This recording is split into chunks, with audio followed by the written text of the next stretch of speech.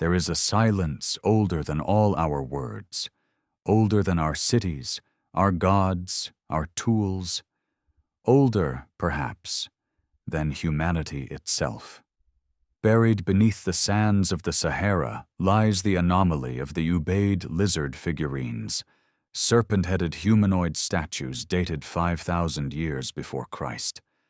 No known mythology explains them. No local folklore remembers them. They simply appeared, sculpted with intent, adorned with purpose, their gazes hollow yet direct, as if they were remembering us before we learned to remember ourselves. And then, the deeper we dig, literally and metaphorically, the stranger the strata becomes. Evidence of fossilized carbon spikes, ancient isotopic anomalies, and unexplained patterns in sediment layers whisper of an intelligence. That should not have been there. Not then. Could we be the first to dream of skyscrapers, to split atoms, to reach for the stars? Or are we merely the ones who forgot? Tonight, we step beyond the veil of conventional history, beyond pyramids and palimpsests, into a question that lingers like a shadow in deep time. What if we are not the beginning, but the echo? Follow this voice. Let it guide you across buried cataclysms, shattered myths, and scientific tremors that shake the pillars of what we call history. This is historic sleep. And our descent has just begun. If you're drawn to stories like these, the ones that live in the shadows between what we see and what was made to disappear, feel free to like and subscribe only if it feels right. And let me know in the comments, where are you watching from, and what time is it for you right now? I love seeing our little map of watchers light up around the world. In 1851, a lump of coal was split open in a mine near Dorchester, Massachusetts. What fell out wasn't a fossil, nor an imprint of fern or fish, but a metallic vessel, bell-shaped, ornately carved, inlaid with silver. Victorian newspapers called it a miraculous curiosity, and then it disappeared from the public eye, vanished into archives or private hands, like so many inconvenient riddles of the earth. The coal seam was Carboniferous in age. That means over 300 million years old. If true, the object didn't belong to any human civilization, because mammals themselves were still embryonic ideas in evolution's future. And yet there it was, forged, designed, impossible. What do we do with impossibilities when they show up embedded in our most ancient stone? Mostly, we bury them again. Under doubt, under ridicule, under the comforting weight of linear history. But anomalies have a way of whispering back. Geologist Dr. Robert Gentry once studied polonium halos, microscopic rings of radioactive decay locked in granite, suggesting instantaneous formation rather than slow crystallization. It was heretical to mainstream geology. It questioned the age and sequence of Earth's cooling process. But more than that, it hinted that what we think of as deep time might hold sudden ruptures, events, interventions, footsteps. The Silurian Hypothesis begins precisely there, in the fractures. Coined by astrophysicists Gavin Schmidt and Adam Frank in 2018, it's named after the Silurian period, some 420 million years ago. But its heart is not time-specific. It is a question, echoing through the logic of science itself. If an industrial civilization had existed long before humans, would we be able to detect it today? It's not science fiction. It's a forensic riddle. What would the geological fingerprint of such a civilization look like? How long would plastics survive in sediment? Would elevated carbon levels, synthetic compounds, or isotopic disturbances remain legible after tens of millions of years? What counts as evidence and what is forever lost? When we excavate the ruins of Mesopotamia, we find ziggurats. When we study the layers of Earth, we find chemical signatures. The former is art. The latter is the residue of behavior. Imagine a civilization not unlike ours, that arose not 10,000 years ago, but 100 million. Perhaps bipedal. Perhaps not. Perhaps bound by flesh or silicon or something stranger. It doesn't matter. What matters is this: would any sign of them still exist? The answer, terrifying in its simplicity, is maybe not. Because the Earth is a master of erasure. Tectonic subduction drags entire continents beneath molten mantle. Ice ages grind cities into dust. Forests bloom over ruins in decades. In just 5 million years, most traces of humanity could vanish, except perhaps for a few stubborn molecules. Schmidt and Frank proposed we look not for artifacts, but for anthropogenic signals, chemical or biological disruptions that suggest intelligence, like a sudden spike in CO2, or a mass extinction event triggered by industrial waste. Sound familiar? It should, because we are currently leaving such a signature. This is where the spiral tightens. The Silurian Hypothesis is not just about the past. It is also a mirror, a question we ask of the ancients that turns, slowly, to reflect ourselves. If we vanished tomorrow, how long would it take for our skyscrapers to fall, our satellites to burn, our plastics to degrade, our knowledge to fade? Would a future civilization know we existed? Would they recognize our scars on the Earth as intentional, or mistake them for natural chaos? And then, the deeper fear: what if we're the latecomers? Ancient flood myths span all continents: Sumerian, Hindu, Mayan, Greek. Stories of a world before, swallowed by water or flame, erased for its hubris. We treat them as metaphors, allegories. But what if they are not memories of one civilization's fall, but echoes of many? Consider the Piri Reis map, drawn in 1513 by an Ottoman admiral. It depicts the coast of Antarctica, ice-free.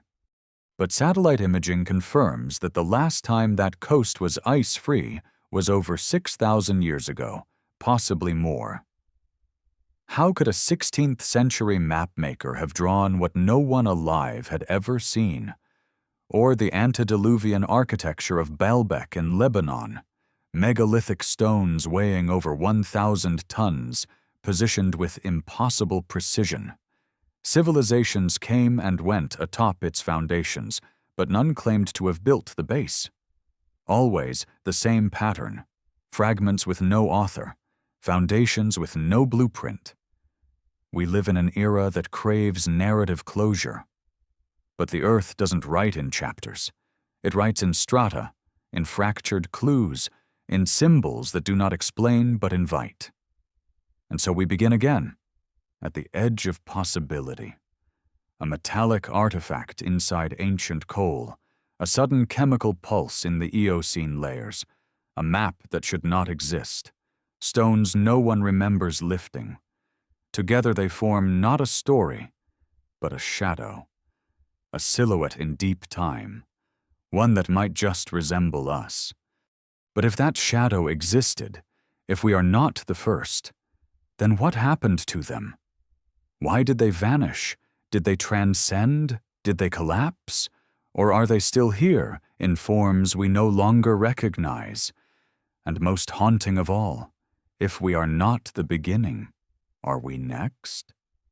In the heart of Western Australia lies a region known as the Pilbara Craton, a landscape so ancient its rocks have not been subducted by tectonic movement for over 3 billion years. Here, within these stubborn stones, scientists have found the oldest known fossilized life, microbial mats called stromatolites, silent archives of Earth's earliest biosphere. But nestled among these microbial traces, there are oddities, patterns that resist easy categorization. Filamentous structures, nanoscale tubular forms, isotopic distributions not yet fully understood. They are dismissed sometimes as geological quirks. But every so often, a researcher pauses, looks again, and wonders. Because the past, you see, is not always silent. Sometimes it hums, a low frequency beneath the dogma of textbooks, a murmur in the strata. And it says, "We've been here before." The Silurian Hypothesis does not claim proof. It claims the possibility of lost intelligence, civilizations erased by time, weather, and tectonic fury. Not Atlantis, not myths made stone, but cultures, industrial, technological, perhaps even post-biological, that once left fingerprints too subtle to survive the eons, and yet maybe some traces remain. If not in walls or weapons, then in fire.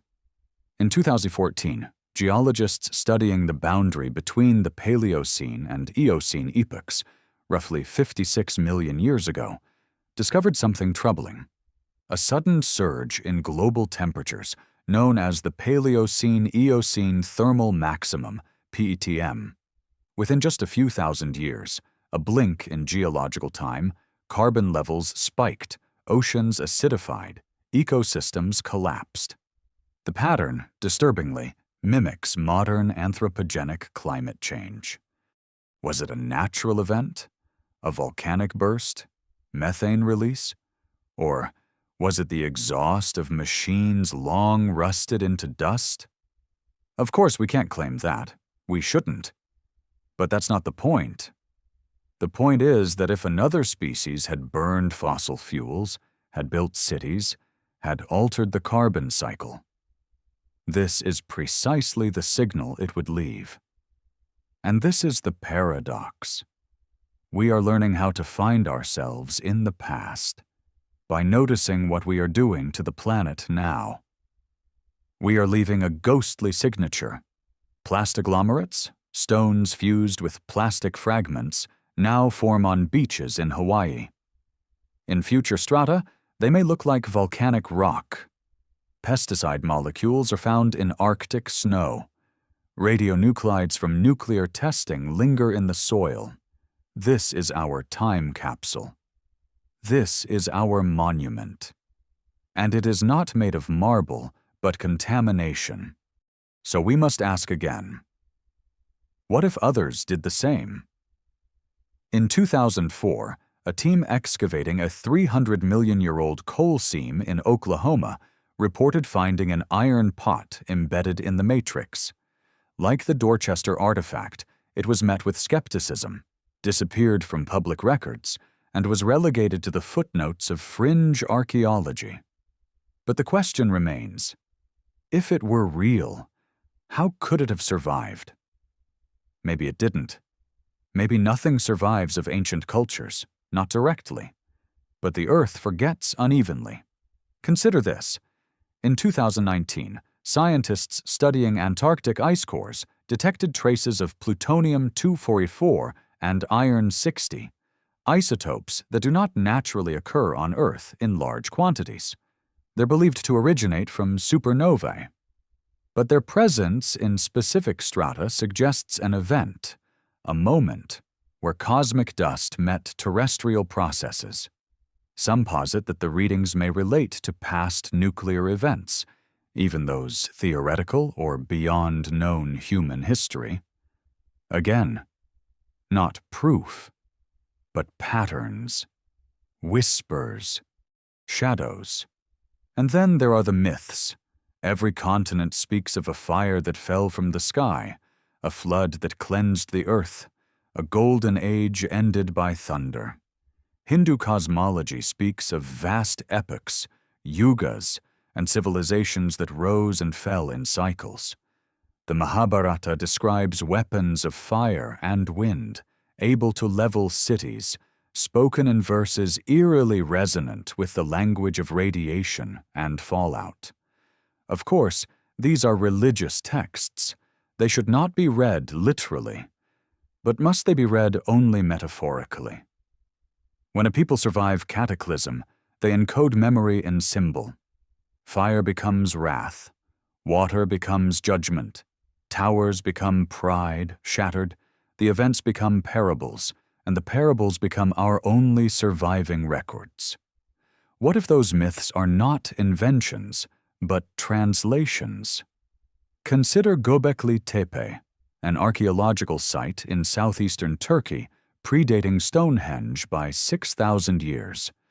Massive pillars, carved with animals and abstract symbols, arranged in deliberate, astronomical configurations. No nearby civilization was known to possess the organization, tools, or surplus required to build such a temple. It appears suddenly, without precursors, as if built by memory, by survivors, or as if a story was being retold in stone. In myth and megalith, we see the same impulse, to remember what was lost. But what happens when memory itself is buried too deep? Let us follow the spiral further.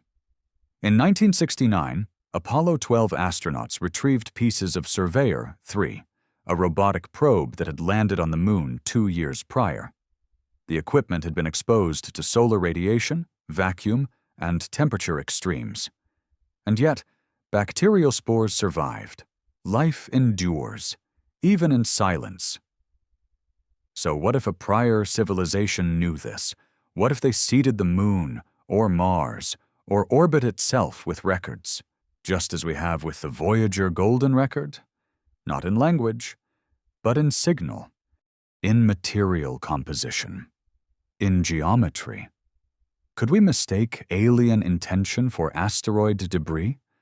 Could a satellite fall and be dismissed as natural because we do not know how to see? We have trained ourselves to recognize what we expect to find. But what if the artifact is not made of stone or steel? What if it's encoded in biology, in modified DNA, in strange proteins left to drift into the ecosystem? If we are truly not the first, they may have left a message, not in books, but in genes, a virus, a mutation, a trigger. Sleeping until the time is right, until the next species reaches for fire.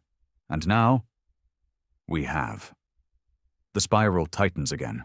We study Earth's past to understand climate. We dig its bones to reconstruct evolution. But perhaps we are sifting through the remains of not just flora and fauna, but of memory. Memory not our own. And the most haunting question is not who they were, but whether they too asked the same of those who came before them. There is something deeply unsettling about ruins that exist where no city should be.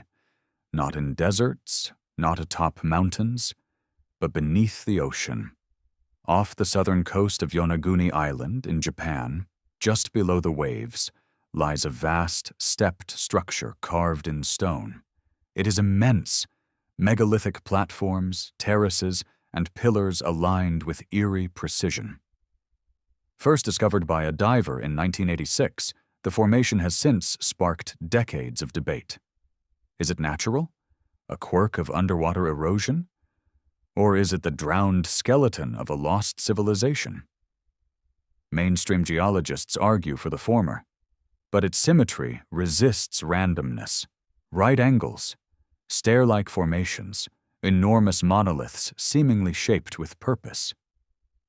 And then, perhaps most telling of all, what appears to be a crude carving of a face, worn smooth by time and tide. If this was man-made, it would have been constructed at least 10,000 years ago, when sea levels were lower and the area still above water. That would place it well before the rise of any known culture capable of such architectural ambition, long before the pyramids, before Sumer, before writing. So we are faced again with a familiar whisper. This should not exist, but it does, and it is not alone. In the Gulf of Cambay, off the coast of India, sonar scans in 2001 revealed another anomaly, rectangular structures on the seafloor arranged in grid-like patterns. Artifacts dredged from the site included pottery shards, beads, and even a fossilized human tooth. Carbon dating suggested they might be as old as 9,000 years. Skeptics call for caution. Marine currents can deceive, artifacts may be out of context. But the pattern emerges again. Beneath the waves, in places not yet fully explored, lie shadows of lost chapters. But why always the sea? Because the sea remembers what the land forgets. Earth's climate is cyclical. Ice ages rise and fall like breaths, and with them, sea levels surge and retreat. What stands firm today may drown tomorrow. The Earth reshapes itself endlessly, its coastlines redrawn not by war, but by meltwater. We call these changes natural. We assume they unfold slowly. But what if they don't? At the end of the Younger Dryas period, roughly 11,600 years ago, the planet experienced a sudden, intense warming. Temperatures rose drastically in a matter of decades. Glacial lakes burst, oceans surged. Coastal settlements, if they existed, would have been swallowed. Some believe this warming was triggered by a comet impact, a theory supported by nanodiamonds and high-temperature melt glass found across North America. Whatever the cause, it was apocalyptic, a global flood. In myth, this moment is remembered. The deluge in Genesis, Deucalion's flood in Greek lore, the sinking of Kumari Kandam in Tamil traditions, the great wave of Mesoamerican legends, stories from cultures that never met, yet somehow echo the same event. Could this be the reset? The moment an earlier civilization, if it had emerged, was erased? Let us spiral deeper. If such a culture existed before the flood, it would not have looked like ours. It may not have built towering steel cities or launched rockets. But it might have mastered energy, understood the atom, altered its environment in ways that now appear indistinguishable from nature. Or perhaps its remains are simply unreachable. Think of all we haven't explored. More than 80% of the ocean is unmapped, unobserved, unseen. It is not outer space, but inner darkness. What could lie beneath the Mariana Trench? The South Sandwich Plate? The thick mud of the Java Basin? If a city collapsed there, not today, but 10 million years ago, would we ever know? Some believe we already do. In 1968, pilots flying near Bimini in the Bahamas noticed unusual formations in shallow water. Long, flat stone blocks arranged in a linear pattern. Divers dubbed it the Bimini Road. Theories erupted. Atlantis? Mu, lost empires. Geologists dismissed it as beach rock fractured by natural processes. And perhaps it is. But the pattern persists. Underwater ruins, dismissed and forgotten, like dreams upon waking. Disjointed, unverifiable, but persistent. If we are to believe the Silurian Hypothesis, then we must also believe this. Evidence will never appear the way we expect. Not as ruins with names, not as skeletons in thrones, but as puzzles, chemical shifts, isotopic anomalies, spatial alignments too clean to be chaos, and above all, absence, the silence where noise should be. For every ancient underwater structure, there are a dozen more we have not seen, hidden by silt, crushed by quakes, overgrown with coral. The ocean is not a tomb. It is an editor. It rewrites history with each tide. And yet, it leaves behind artifacts of strangeness. In 1900, sponge divers off the Greek island of Antikythera discovered a shipwreck. Among its cargo, a rusted, calcified lump of bronze. Inside it, a gear mechanism, complex, precise, capable of predicting eclipses and planetary movements. It was dubbed the Antikythera Mechanism, and it should not have existed. No other device with comparable complexity appeared in the historical record until 400 years later. One machine, on one sunken ship, and yet it shattered timelines. What if there were others? Devices that didn't survive, that were swallowed by the sea or shattered by pressure? What if every great leap in technology was not an invention, but a rediscovery? We often imagine history as linear, a march from primitive to advanced. But what if it is a cycle? A spiral, circling the same thresholds again and again: fire, metal, energy, collapse, fire, metal, energy, collapse, and we are simply the latest to rise. So we come back to the water, the flooded cities, the drowned altars, the missing pages. If ruins like Yonaguni and Bimini are more than natural, then they are not merely ancient. They are warnings. And so we ask, what else lies hidden beneath the waves? What histories sleep in the black silence of the ocean floor? And when the next warming comes, will our own cities join them? In the highlands of Bolivia, 13,000 feet above sea level, rests the shattered skeleton of a city, Puma Punku.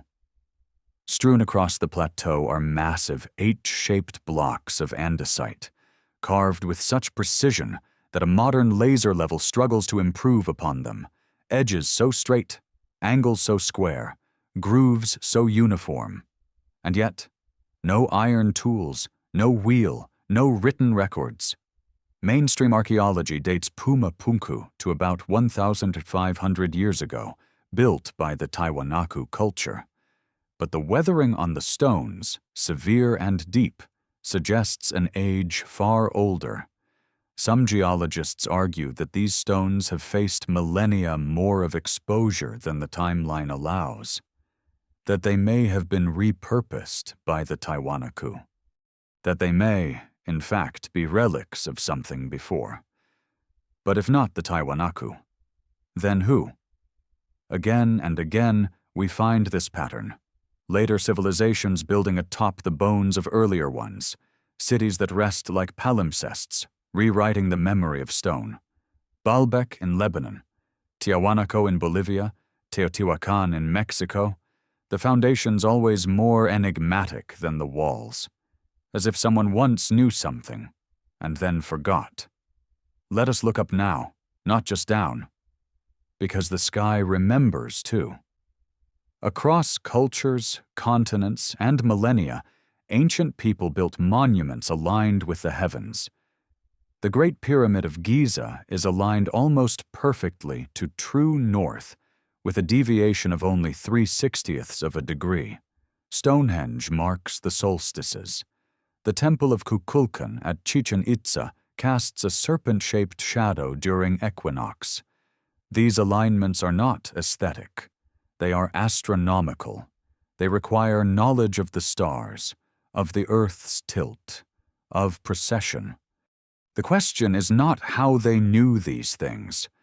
The question is why such knowledge was so widespread, so early, and so persistent. What purpose does a solar alignment serve in a civilization without telescopes, satellites, or clocks? Unless these cultures were remembering something they didn't originate, retelling a cosmic story not of their making, echoing blueprints they did not design. Carl Sagan once said, "We are a way for the universe to know itself."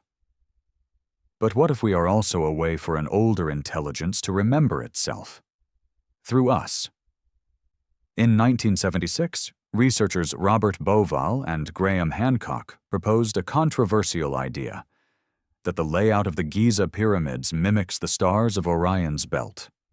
Not as they appear now, but as they would have in 10,500 BCE.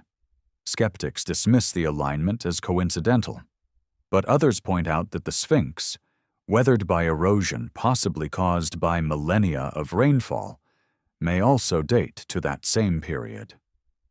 A time when the Sahara was lush, when the stars of Orion sat low in the sky, when the lion of the heavens mirrored the lion carved in limestone. If these alignments were intentional, who saw them? And who carved them into the earth? Even older structures deepen the spiral. In Turkey, at Göbekli Tepe, the oldest known megalithic temple, circular enclosures point to the summer and winter solstices. Some pillars may correspond to the constellation Sagittarius. The site predates writing, pottery, and agriculture. But it remembers the sky. There is a term in archaeology, anomalous knowledge. It describes information that appears too early in the historical record, too advanced, too out of place. It includes maps that show Antarctica before it was covered in ice, myths that describe planetary motions only visible with telescopes, structures that encode lunar cycles, precession of the equinoxes, and eclipses, knowledge modern astronomy only confirmed in recent centuries. What if these aren't anomalies? What if they are echoes? In 2013, researchers discovered a mathematical constant encoded in the dimensions of the Great Pyramid. Pi, expressed through the ratio of the perimeter to height. Later, others noticed phi, the golden ratio, embedded in the angles. Were these intentional or accidents of design? And if intentional, why? No Egyptian texts describe the math. No blueprints, no tools.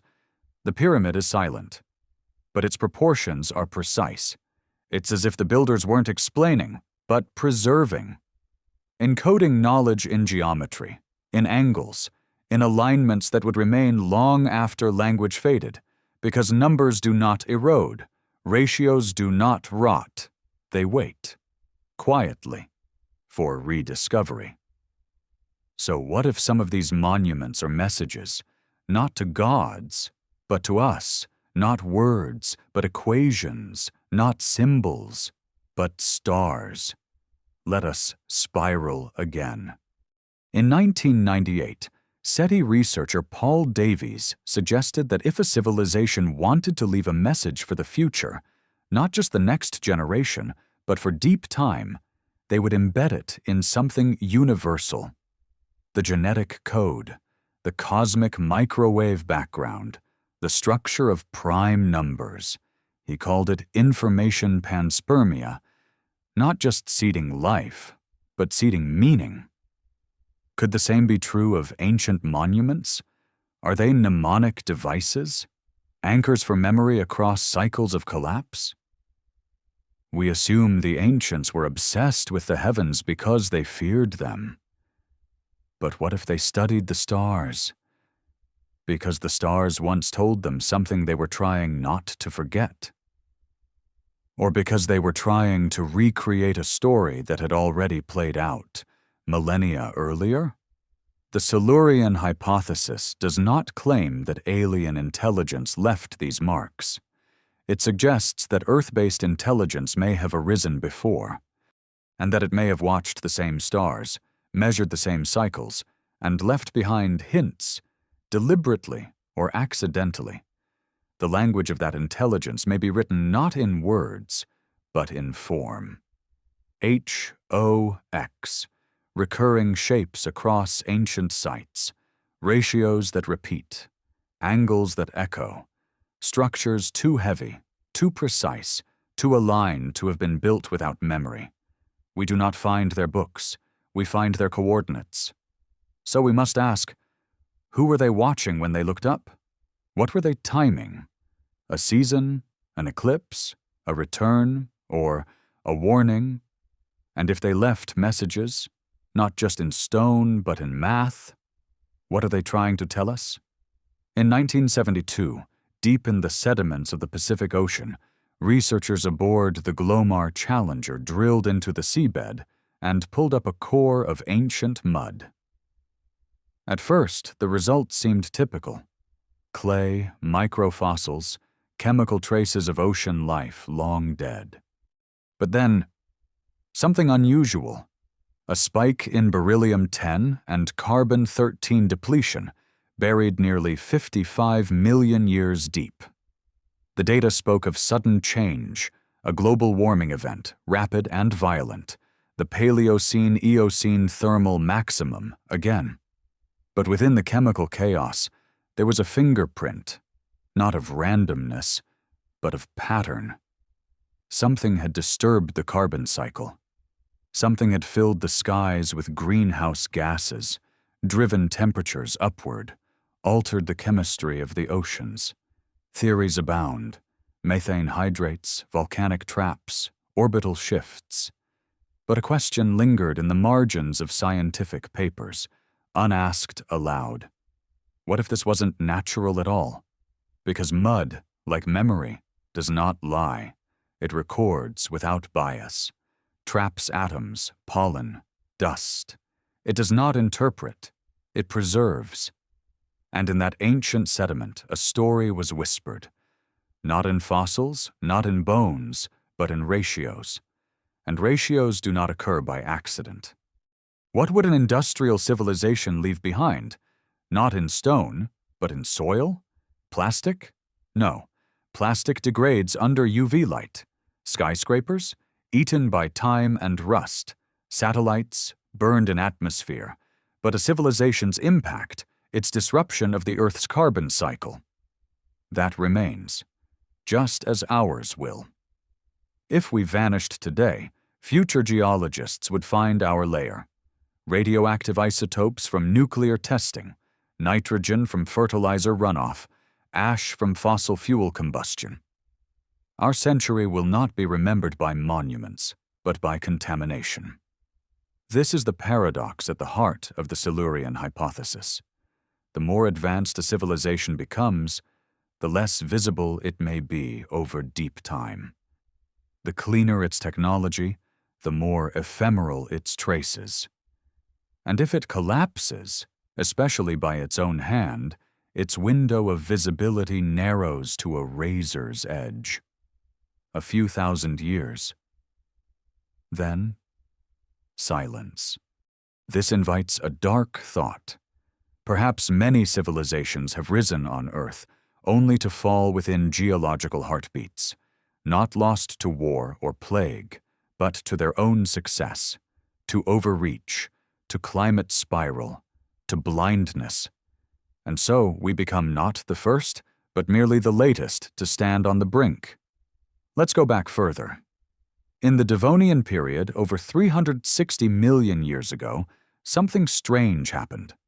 Coral reefs collapsed, oxygen in oceans dropped, nearly 75% of all species vanished, an extinction event, but without a clear cause. Was it volcanic? A gamma ray burst? A biological trigger? Or was it something else? We have no fossils of tools from that time, no ruins. But if a civilization rose and fell in that age, what would remain? A spike in ocean anoxia, a sudden chemical drift, a rupture in evolutionary trajectory, all of which we see. Is that enough? No, it is not proof. But it is signal. It is static on a deep time radio. Because here's the truth. Absence is not evidence of non-existence. Think of our own digital age. How much of our knowledge exists not in stone or paper, but in fragile servers, flickering hard drives, electromagnetic whispers. Shut off the power, and it all fades. Even our best memory systems are temporary. And now consider this. 99.9% of all species that have ever lived are extinct. Why would intelligence be the exception? Why would it only evolve once? It is arrogant to assume we are unique. Let us spiral tighter. There is a clay layer in Italy, near Gubbio, that holds the boundary between the Cretaceous and the Paleogene. Within that thin line, a spike in iridium, a rare element on Earth, common in asteroids. Proof, they say, of the impact that killed the dinosaurs. But what if iridium was used for something else? Electronics, energy transmission, advanced alloys? What if it wasn't delivered by a rock from space, but by us, or by those who came before? This is not a theory. It is an invitation to think differently. We assume history moves forward. But what if it loops? What if intelligence rises not as a fluke, but as a rhythm? Life creates complexity. Complexity breeds curiosity. Curiosity seeks mastery. Mastery births industry. Industry poisons the world that birthed it. And the spiral resets. Each time, new bodies, new tools, new dreams. But always the same question: can we survive our own success? The mud remembers those who failed. We speak of progress, of innovation. But these are temporary states. The earth does not reward cleverness. It rewards balance. And that balance, once broken, takes millions of years to heal. The mud at the bottom of oceans does not care who caused the carbon spike. It only records that it happened, that life suffered, that change came, and then silence. Perhaps that's what came before. A silence, not from ignorance, but from forgetting. A civilization that knew too much, that reached too far. That built, burned, and fell, quietly.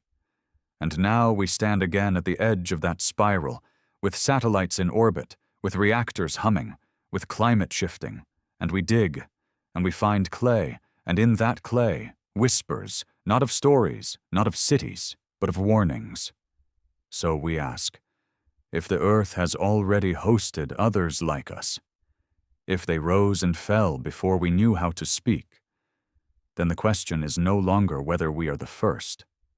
The question is, will we be the last? In the red desert of Namibia, near the edge of the Irongo Mountains, a series of deep-cut canyons winds like scars through ancient stone. Within these strata, some dating back over 700 million years, lie the oldest known multicellular fossils. Spongy organisms, barely recognizable to the modern eye. But among them, occasionally, researchers find shapes they hesitate to classify. Symmetrical impressions, track-like trails, curving, looping etchings that suggest movement, but without direction. Purpose, but without origin. They are labeled dubio fossils, doubtful fossils, because no one can agree what they are. Biological, geological, accidental, they remain unnamed, unclaimed, suspended in the taxonomy of uncertainty. But the earth is filled with such ghosts. In the Burgess Shale of Canada, in the Dushantuo Formation of China, in the frozen outcrops of the Ediacaran Hills in Australia, strange fossils appear and vanish. Complex organisms with no ancestors, no descendants, like ideas that bloomed briefly, then withered before taking hold. Why? Evolution is often imagined as a tree, roots branching upward toward complexity, but perhaps it's more like a bonfire. Countless sparks fly upward. Most fade, some flare, a few endure. And what if one of those sparks, millions of years ago, burned bright, burned hot enough to leave a trace, not in skeletons or skulls, but in tools, symbols, language, not Homo sapiens, not mammals, something else? Something now lost in the ash of geologic time. We call this idea the Silurian Hypothesis, but we might as well call it the forgotten spark. The possibility that intelligence is not a miracle, but a recurrence, a pattern. But if such beings once walked the earth, where are their bones? We dig. We find trilobites, dinosaur femurs, mammoth tusks. The fossil record stretches far and deep. So why no skeletons of a prior industrial species? Because fossilization is rare. In over 4 billion years of Earth history, less than 1% of all species have left behind fossils. Less than 0.01% of that has been recovered.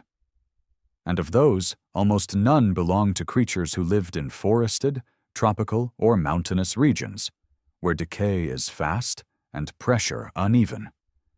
Now imagine a civilization that flourished near coastlines, in wetlands, or on islands, areas most vulnerable to erosion, sea level rise, and tectonic destruction.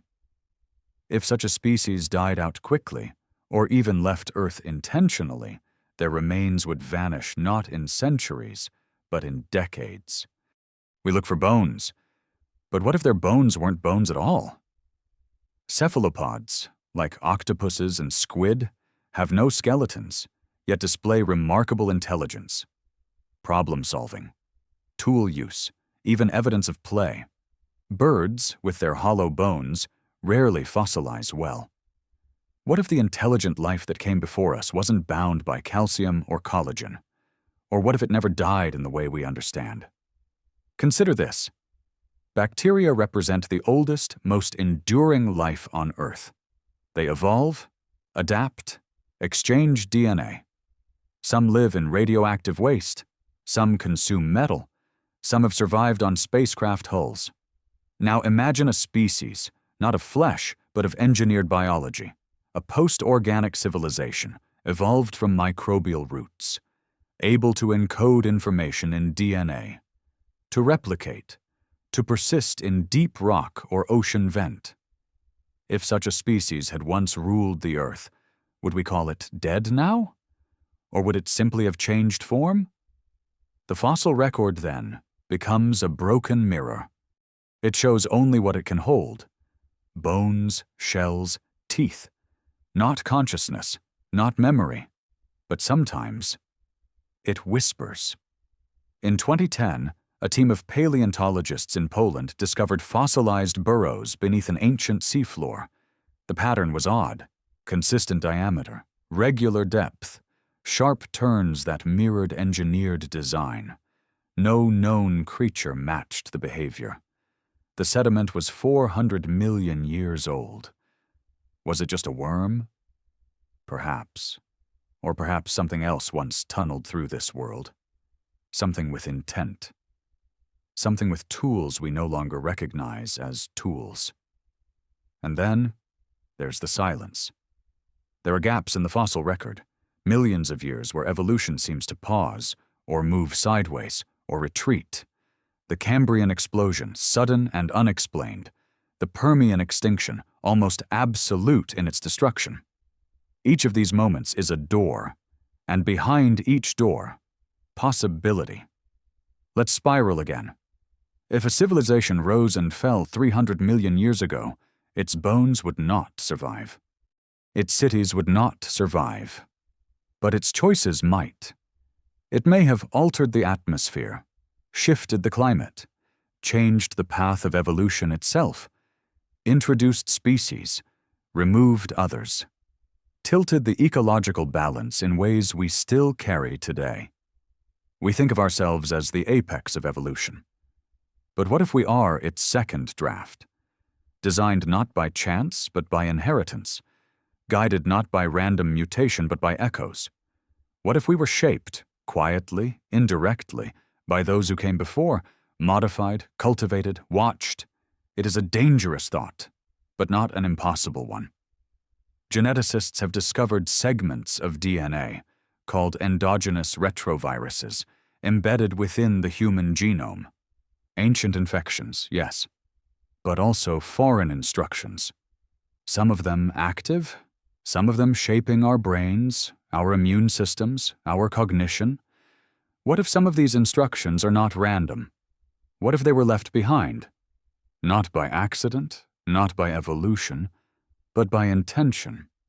The bones we cannot name. The fossils without context. The code without author. Together they form a sentence half spoken, half erased. So we ask again, what does it mean to find nothing? Is it emptiness or concealment? And what kind of intelligence would leave no monument, only a trace in the blood?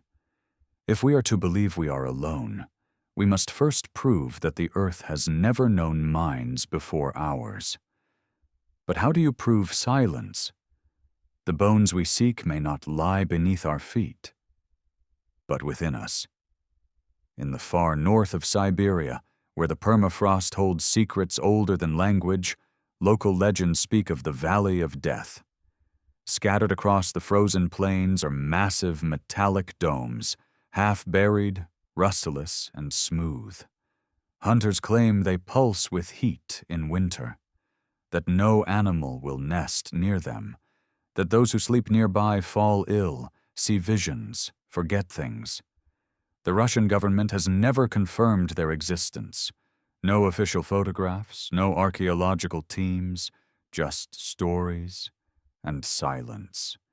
Perhaps it is folklore, or perhaps, as always, it is something placed just beyond the edge of verification, where it cannot be examined, but will not disappear, where it lives not in proof, but in presence.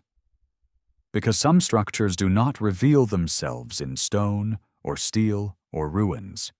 Some are built from absence.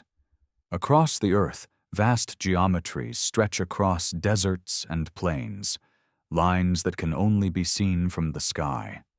The Nazca lines in Peru, hundreds of massive geoglyphs carved into the arid soil, hummingbirds, monkeys, human-like figures with radiating heads. Their purpose remains unknown. They are not pathways, not irrigation, not ritual burials. They are seen, not used, as if they were meant to be read by eyes not walking the earth, but watching from above. The lines date back over 2,000 years, modern by geological standards. But they echo an older instinct, the urge to inscribe meaning onto the earth at scales beyond the human. This same instinct appears at Teotihuacan in Mexico, the layout of the city mimicking the Orion constellation, at Angkor Wat in Cambodia, aligned with the solstices, at Cahokia in North America, mounds echoing celestial cycles. But what if this impulse is older than we know? What if somewhere, long ago, another intelligence looked up at the stars and decided to build not up, but out, across, onto the land itself, etching messages that would remain even after their language, their bodies, their names were gone? Could we even recognize such architecture? We search for pyramids, roads, pottery, but scale distorts meaning. A hill may be a tomb, a plateau, a platform, a mountain, an altar. Satellite imagery has revealed strange anomalies in the Amazon, geoglyphs beneath the canopy, circles, squares, intricate designs, hundreds of meters wide, invisible from the ground, dated to over 1,000 years ago. But could some be older? Could others be deeper, lost beneath soil layers undisturbed for millennia? We are just beginning to look. And yet the earth has always been marked. The Rishat structure, also called the Eye of the Sahara, is a massive concentric formation over 25 miles wide. Perfect rings of stone in the heart of the desert.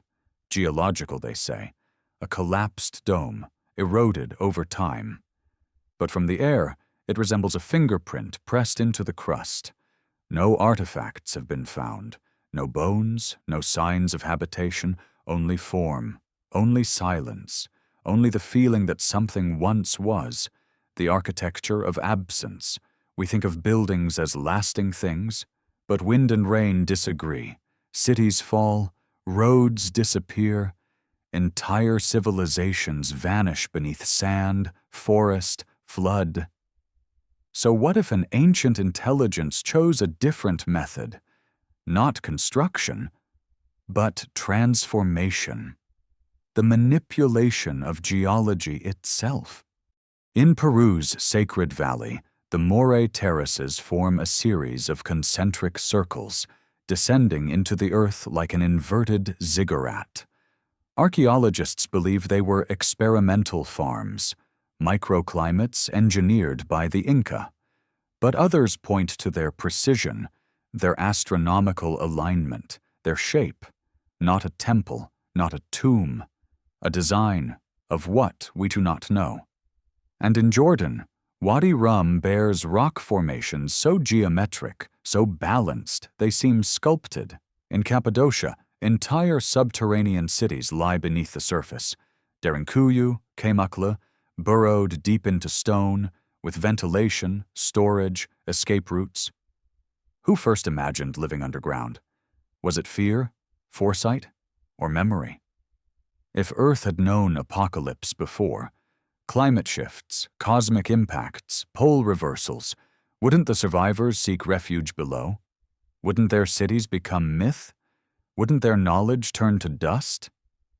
But stone holds its shape, and sometimes silence is a kind of map.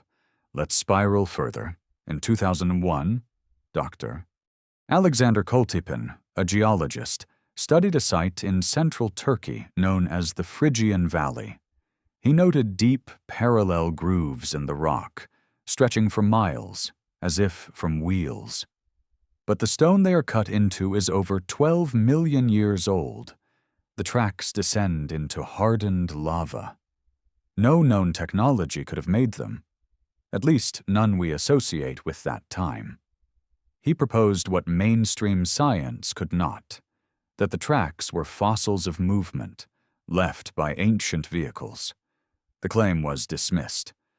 But the grooves remain. We don't know who made them, or what they carried. Only that something once moved across that place and left a mark, and then disappeared. The architecture of absence, not buildings, not machines, but consequences, disturbances, scars. So we begin to look differently, not for monuments, but for errors, not for invention, but for interruption, not for cities, but for the absence of trees, the sudden change in soil, the layers that do not fit. We begin to see patterns, not of presence, but of vanishing, and we ask, what if the true legacy of a civilization is not what it builds, but what it breaks? What if the monuments of those who came before are not in temples, but in tectonics? Not in stories, but in sediment? We are taught to read history like a book, but perhaps it is more like a shadow, flickering, shifting, silent. And perhaps, somewhere deep in that silence, someone once spoke, not in words, but in lines, in shapes, in absence, waiting, for someone like us to finally learn how to see. In 1961, SETI, Search for Extraterrestrial Intelligence, was born not with a telescope, but with an equation. Drake's equation, a simple-seeming string of variables attempting to estimate the number of advanced civilizations in the galaxy. And tucked inside that math was a quiet assumption, one that went mostly unnoticed, that we were listening to the sky, because Earth had never spoken. But what if it had? What if intelligence had once bloomed here? Not now, not recently, but long before the first stone tool, before the first primate, before even the dinosaurs, and left behind not monuments or machines, but a signal? Not electromagnetic, not radio, not even chemical, but something more subtle, something linguistic in a sense, only not in any language we recognize. What if the Earth itself has been encoded? Let's start with an enigma. The genetic code. All life as we know it runs on the same biochemical alphabet, DNA, with its 4 letters, A, T, G, C. They form sequences, genes, proteins, a system of storage, replication, and instruction that has remained essentially unchanged for over 3 billion years. It is efficient, redundant, durable, and, strangely, it is modular, structured, as if designed for portability. In 2013, a group of Kazakh researchers proposed something radical, that the structure of the genetic code might contain a message, a signature, mathematical in nature. They pointed to patterns, decimal coherence, symmetry, non-random distribution of codons. They called it biocryptology, the idea that DNA itself might carry artificial patterns, inserted not by chance, but by will. Their paper was ignored, laughed at. But let's not dismiss it so quickly, because if you were a civilization facing extinction, knowing that metal corrodes, stone erodes, languages die, where would you place your legacy? Not in the stars, not in machines, but in life itself. DNA replicates, it survives disaster, it adapts, and most importantly, it propagates, the perfect carrier for a message across time. But this idea isn't new. In 1979, astronomer Carl Sagan wrote about the possibility that extraterrestrial intelligence could encode information into the genetic code of organisms, so that any species advanced enough to sequence DNA would eventually find it. But he never considered that such intelligence could be terrestrial, born not from the stars, but from a forgotten epoch of Earth itself. And so we arrive again at the spiral. The Silurian Hypothesis asks not only what physical artifacts survive, but whether information might persist without infrastructure, because stone can break, metal can rust, but genes reproduce. Could an earlier civilization have engineered the genomes of species that survived them? Not to change biology, but to hide language? We know this is technically possible. We can already encode poems into E, coli, music into yeast, JPEGs into mouse embryos. So what if we're not the first to think of it? What if there are sequences inside jellyfish or moss or birdsong that are not natural but intentional? Signals buried not in deep space, but in deep biology? We haven't looked, not really, because we're too busy searching the sky. But language, in its truest form, is not sound. It is pattern. And Earth is filled with patterns that defy easy explanation. Let's travel to South Africa. There, in the Hout River region, lie giant circular stone ruins scattered over hundreds of square kilometers. Some believe they're cattle enclosures, ancient dwellings, forgotten tribal settlements. But aerial surveys reveal strange consistencies, alignment to cardinal points, recurring spirals, dimensions that echo musical ratios. One researcher, Michael Tellinger, controversially proposed they were resonant structures, part of an ancient energy grid. His work is largely dismissed by academics, but even skeptics agree. No one knows who built these ruins, or why. Could these be visual language, like letters from a script too large to see from the ground? We forget how many ways there are to speak. Birds use magnetoreception. Bees communicate through vibration and dance. Octopuses change color and shape to express emotion. What if a civilization evolved not to speak aloud, but to write in frequencies, in resonance, in geometry? The Coral Castle in Florida, a modern oddity built by one man, Edward Leedskalnin, in the early 20th century, is constructed from massive coral blocks, moved without machinery. He never explained how. He simply smiled and said he'd discovered the secrets of the ancients. And when pressed, he muttered something strange, that magnetism was a form of speech. Most ignored him. But let's not, because the Earth speaks, in patterns, in frequencies, in alignments that seem meaningless until they don't. The Chladni figures, discovered in the 18th century, show how sound can shape matter. Vibrations on a metal plate, creating perfect geometric forms. The same patterns appear in ancient mandalas, in cathedral windows, in tribal art. Were these designs decorative or descriptive? Were they echoes of a deeper linguistic code, one written Not in words, but in waveforms? Let's spiral tighter.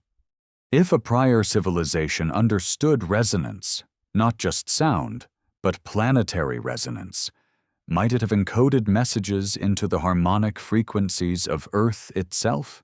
In 1899, Nikola Tesla claimed to have received repeating signals from his wireless tower in Colorado Springs. He believed they came from Mars. Others believe he was intercepting natural Earth phenomena. But what if those signals weren't from space or accidents of nature, but remnants? Ghosts of a language broadcast not to us, but into the Earth. A planetary whisper, vibrating still.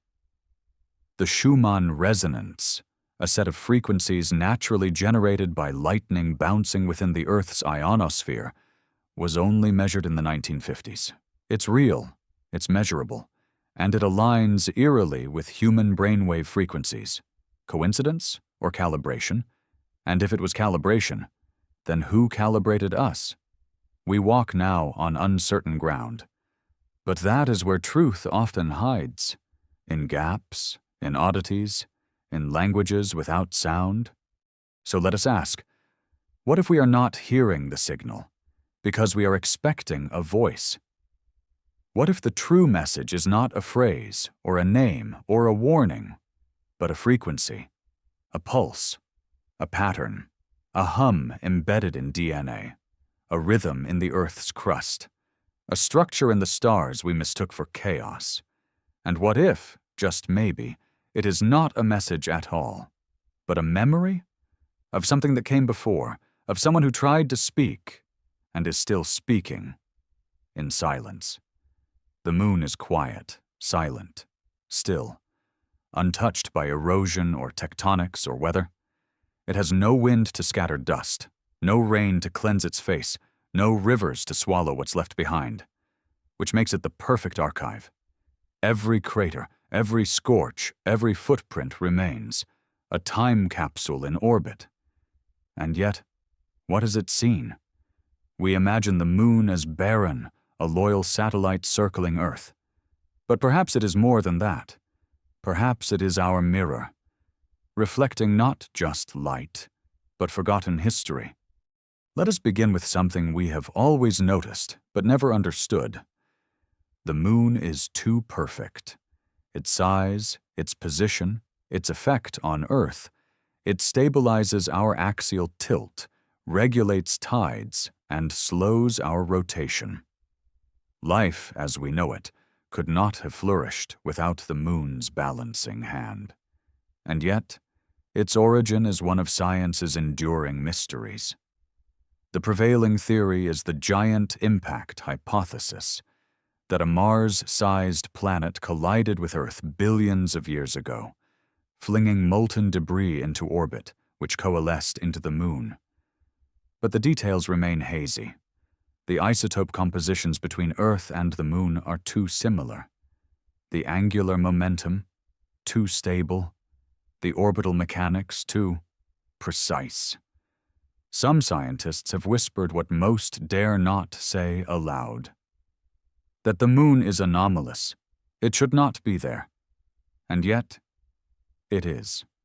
In 1970, Soviet scientists Mikhail Vasin and Alexander Shcherbakov published a paper titled, "Is the Moon the Creation of Intelligence?"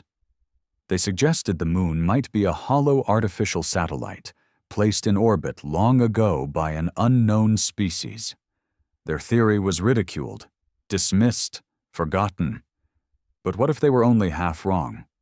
Not artificial, but not entirely natural either. What if the moon was not made by intelligence, but became its graveyard? Let's spiral closer. During the Apollo missions, seismic experiments placed on the lunar surface registered something strange. When the lunar modules were deliberately crashed onto the surface, the moon rang, not like rock, but like a bell. Vibrations echoed for hours. NASA scientists reported the moon reverberated in ways never seen on Earth. Geologists explained it as a result of the moon's dry, rigid structure. But what if the sound wasn't just vibration, but resonance? What if something beneath the regolith remembers? Imagine an ancient civilization, not ours, but older, from deep time, reaching a level of advancement that allowed space travel. If they saw a collapse on the horizon, where would they flee? Not to the stars. They require too much energy, too much distance. No, they would choose the nearest sanctuary, the moon. It offers visibility, isolation, permanence, and what if their outposts still remain? Lunar anomalies have long puzzled astronomers. Domes, towers, bright flashes of light called transient lunar phenomena. For centuries, telescopes have recorded them. Blips, glows, geometric shadows on the surface. Always denied. Always forgotten. Even Apollo astronauts spoke in hushed tones. In 1969, during Apollo 11's descent, a strange transmission crackled through. "They're here! They're watching us!" The audio was quickly cut. The context never clarified. The recording never officially acknowledged. Conspiracy? Miscommunication? Or a moment of truth too raw for public ears? We don't know. But we do know this. The moon is filled with craters that do not behave like craters. Some are too shallow, some too symmetrical, some lined with metal-rich debris, inconsistent with known impacts, and one in particular, the Paracelsus sea crater on the moon's far side, contains internal structures that some satellite imagery suggests are angular, manifold, possibly engineered. NASA remains silent, but the data is public. And silence, as always, is not absence. Let us follow the spiral down. If a prior civilization fled to the moon, they would not have lasted long in open exposure. Solar radiation, meteor strikes, isolation. But what if they went below? Lava tubes, hollowed chambers, artificial vaults. In 2009, Japan's Kaguya spacecraft identified an enormous cavern beneath the Marius Hills region, tens of kilometers wide, thermally stable, sealed from radiation. A perfect shelter. A perfect vault. Perfect for storage.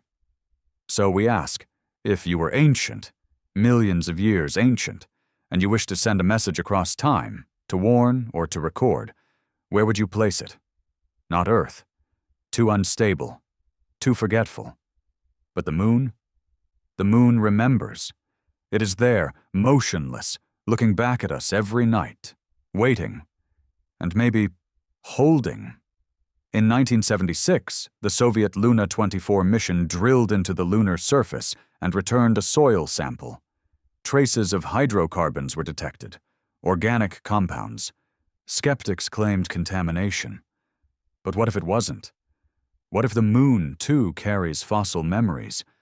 Perhaps not of life as we know it, but of impact, presence, migration. Artifacts may not look like artifacts. They may be shards of isotope, structured magnetic fields, unusual radiation signatures. Signals we mistake for noise. In 2012, NASA's Grail mission revealed that the moon's crust is strangely porous, as though it had once been saturated with hollow spaces, not natural cavities, but structured voids, as if something once moved through it, lived within it, used it, then vanished.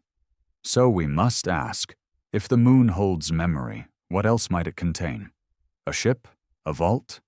A message encoded not in radio but in structure? We sent the Voyager golden record into interstellar space, etched with music and maps and mathematics. A gesture to the unknown. But what if someone else had already done the same, only closer, hidden it not in motion but in stillness?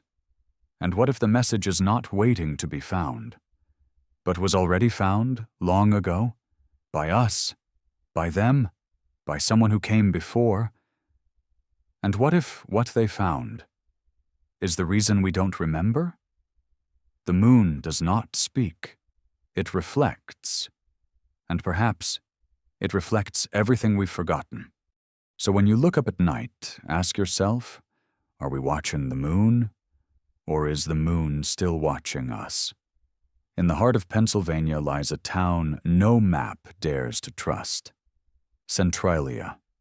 Once a thriving mining community, now abandoned. Not because of war, not because of disease, but because the ground beneath it is on fire. It has been burning since 1962. A mine fire, ignited by accident, has slowly consumed the coal veins beneath the earth. It will keep burning, they say, for another 250 years. The earth smokes from within, and sometimes it burns with no name. Now imagine this not as a local tragedy, but as a metaphor, not just a town, but an era, a civilization built atop carbon, consumed by flame, erased not by ice or impact, but by its own ignition. It brings us again to the Silurian Hypothesis. To the central question, if a technological civilization arose on Earth before us, how would we know? We might find signs of combustion, signs of fire, not the fire of myth. Not gods with thunderbolts, but industrial fire, furnaces, refineries, emissions. And in the rocks, we might find something else. Soot. Let us go back to the Petum, the Paleocene-Eocene thermal maximum. We've touched it before. 56 million years ago. A sharp rise in global temperatures, ocean acidification, species migration, extinctions. But recent sediment core analyses reveal something deeper. Literally, a thin black layer, rich in soot, banded across continents, a global signal, like the carbon scars of our own age. Where did it come from? Some say volcanic traps, massive eruptions releasing methane. Others propose orbital changes. But the patterns are strange, sudden, sharp, as if the release was not natural, but controlled. Could this soot be the remains of industry? Could it be the exhale of a world burning not forests, but fuel? We are told this is speculation, but speculation is where forbidden memory lives. And sometimes the Earth hints louder than it should. In 2015, researchers analyzing ancient lake sediments in China found a carbon anomaly, a signature consistent with the burning of high-energy carbon compounds. Not wood, not peat, something more refined. It lasted a mere 10,000 years, then vanished. They called it a geochemical event. But what if it was a collapse? The burning stops not because the planet recovers, but because the firekeeper is gone. Let's spiral deeper. There is a term, Anthropocene. It refers to our epoch, a proposed geologic age defined not by rock or fossil, but by human impact. Plastic in the oceans, concrete in the crust, radiation in the atmosphere, carbon in the ice. We are painting a signature across time. But what if we're not the first? What if others left an Anthropocene of their own? A shadow epoch. Buried, burned, forgotten. If they existed, they may have lived in a carbon-rich world. Abundant coal, oil, gas, all fossil fuels we now exploit. Did they discover combustion as we did? Did they build cities of smoke and glass? Did they, like us, know how to burn the dead to build the future? And did their future consume them? There are missing layers in the geologic record, moments of discontinuity, where sediment stops accumulating, where life vanishes, then returns, subtly changed. These are called hiatuses, geological silences. We say erosion caused them, or lack of deposition. But what if they're more than that? What if some are firewalls, not gaps in sediment, but eras deliberately erased? In 1980, a nuclear test in Nevada vaporized a section of rock. The heat fused minerals into trinitite, a glassy residue that mimics meteorite impact zones. It will remain for millions of years. Now imagine this multiplied. Imagine wars fought with energy beyond fusion, not bombs, but something stranger. Antimatter, vacuum collapse, directed gravity. We don't know what such a conflict would leave. Only that it might leave nothing, or glass. And we find glass where we should not. In the Libyan desert, scattered across hundreds of miles, lie chunks of pure silica glass, yellow-green, smooth, melted at temperatures higher than any natural fire. No volcano, no crater. But one piece lies at the heart of Tutankhamun's pendant, carved into a scarab. They called it a curiosity. We call it a signal.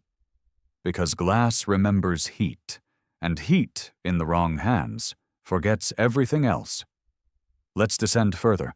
If a past civilization perished by fire, what became of its knowledge? Not written, not saved, but maybe encoded. In oral traditions, fire is always there. Prometheus stealing flame, the flood cleansing sin, the fire mountain swallowing cities, the day of ashes. Every myth contains a moment of burning, not just as punishment, but as reset. In some Polynesian traditions, fire is a god, jealous of those who misuse it. In Hindu texts, entire ages end in fire. In Norse prophecy, Ragnarok ends the world in flames. But what if these aren't symbols? What if they're echoes? Stories passed from survivors, people who watched the sky burn, who saw cities vanish, and who carried the memory forward, not in books, but in ritual. If you lose everything, you preserve what matters in myth. And myth becomes map. So we ask, what if Earth has already burned? Not once, not twice, but many times? Each fire marking the end of a cycle, each cycle birthing a new species, a new intelligence, each intelligence rediscovering fire until it forgets itself. Again, the fires that weren't ours might still be smoldering, in soil, in soot, in silence, and perhaps the greatest illusion of all is believing that we invented the match. In a dry, remote region of western Texas, hidden within a limestone mountain, something strange is being built. A machine, massive, silent, and slow. A clock designed to tick once every year with a chime each millennium, built to last 10,000 years. They call it the Clock of the Long Now. Funded by visionaries like Jeff Bezos and designed by engineers who believe time should stretch far beyond human lifespans, it's meant as a message to future civilizations, to remind whoever finds it that someone, at some moment, tried to think beyond now.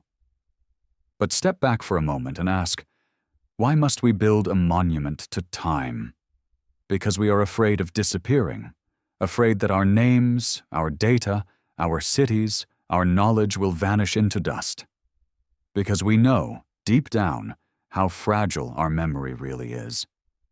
Now imagine, what if we found such a clock, already buried, already waiting, not ours, not modern, but ancient, pre-human, from a time before time? Would we recognize it, or would we mistake it for stone? This is the riddle of the Silurian Hypothesis once more. Not did they build, but did they try to remember? And if so, how? We often assume that long-lasting information must be physical. Stone tablets, metal plates, pyramids, monuments. But even those erode, crumble, disappear. Granite weathers. Gold oxidizes. What survives is not always what was meant to. So the question becomes, how do you speak to the future? The builders of the Long Now clock chose gears and weight-driven motors designed to be wound by human curiosity. But an earlier civilization, millions of years old, may not have had such options. If they understood deep time, they may have tried something stranger.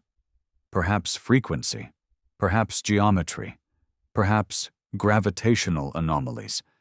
Let's look at one such anomaly. In Siberia, in the Tunguska region, there is a patch of forest that refuses to behave. Trees bend oddly, compasses spin, soil composition is altered. In 1908, a massive explosion flattened over 800 square miles of forest here, yet left no crater. Officially, it was a meteor airburst, but no fragments were ever found, no entry angle confirmed, no debris recovered. What if it wasn't a meteor? What if it was a vault? A containment mechanism? A fail-safe? A beacon? Science says no. But science only measures what it's trained to see. Let's spiral further. There are regions of the Earth that seem quiet. Not in sound, but in information. Zones where the archaeological record suddenly thins, where tools vanish, fossils become rare, even isotopic evidence becomes ambiguous. These have been called anoxic basins, geological cul-de-sacs.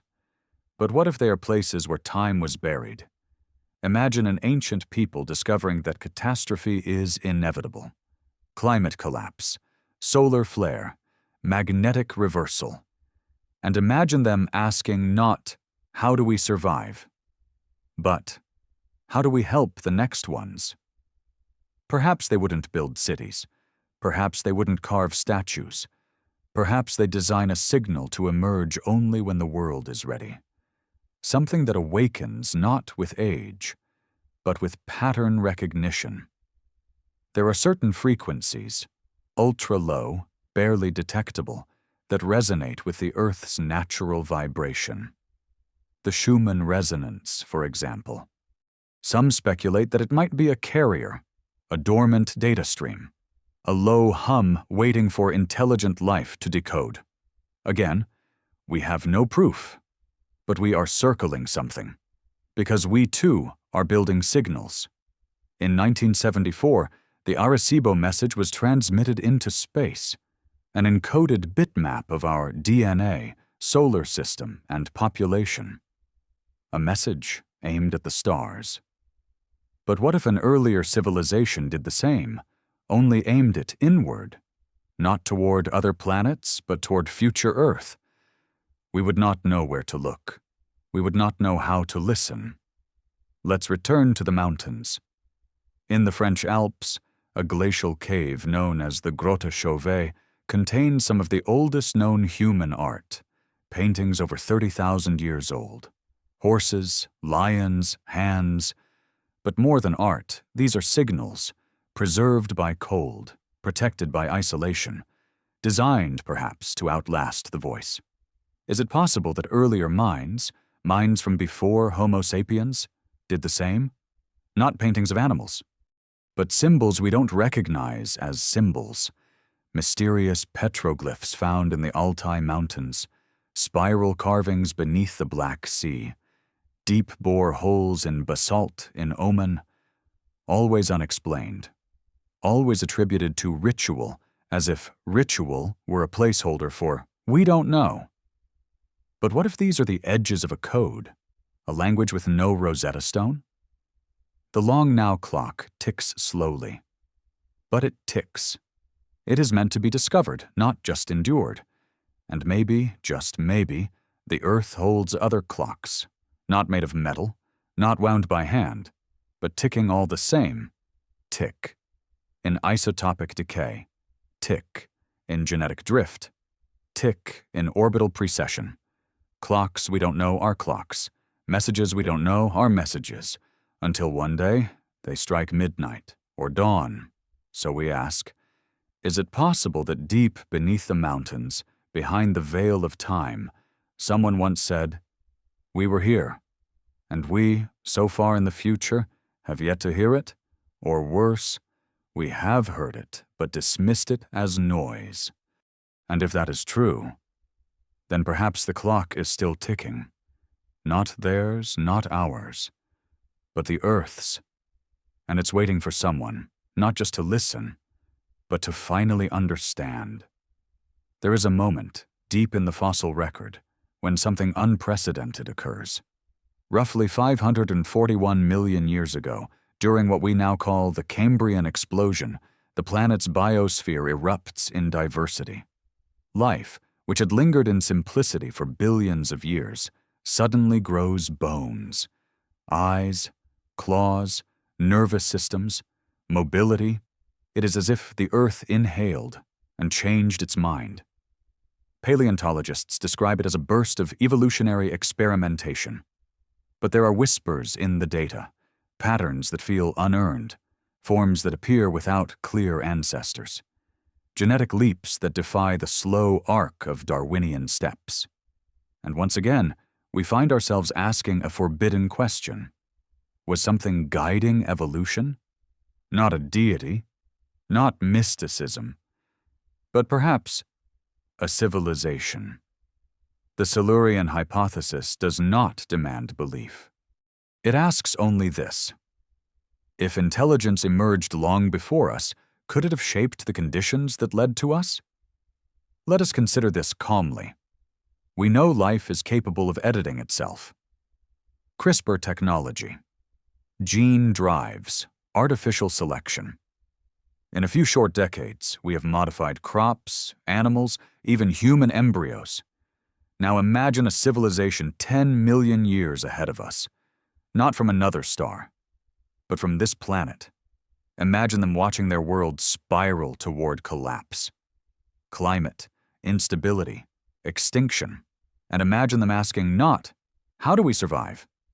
But, how do we begin again? Not by fleeing, not by fortifying, but by rewriting the ecosystem, by planting the seeds of future intelligence, not in buildings, but in DNA.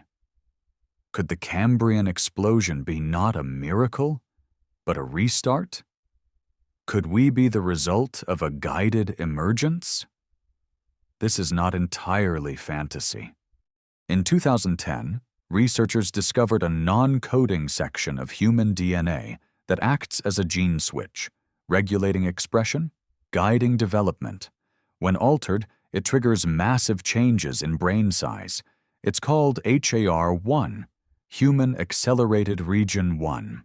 It appeared suddenly in our lineage, nowhere else in the tree of life. What guided its emergence? No virus, no pressure, no known cause, just there, like a key placed quietly into a lock that didn't exist before. It is tempting to imagine accident, but equally tempting to imagine intention. Let us spiral closer. Ancient myths across cultures speak not only of gods and monsters, but of gardeners, figures who tended humanity, Prometheus, giving fire, Viracocha, sculpting clay people, the Anunnaki, engineering mankind. We read these stories as allegory. But what if they remember something real? A species not divine, but earlier. Not creators of the world, but curators of its next phase. The garden metaphor appears too often to ignore. Eden, Avalon, Dilmun. Always a place of design, not chaos. Always a fall, always a forgetting. What if this fall was not moral, but ecological? A reset, a quiet departure, not a collapse, but an exit strategy.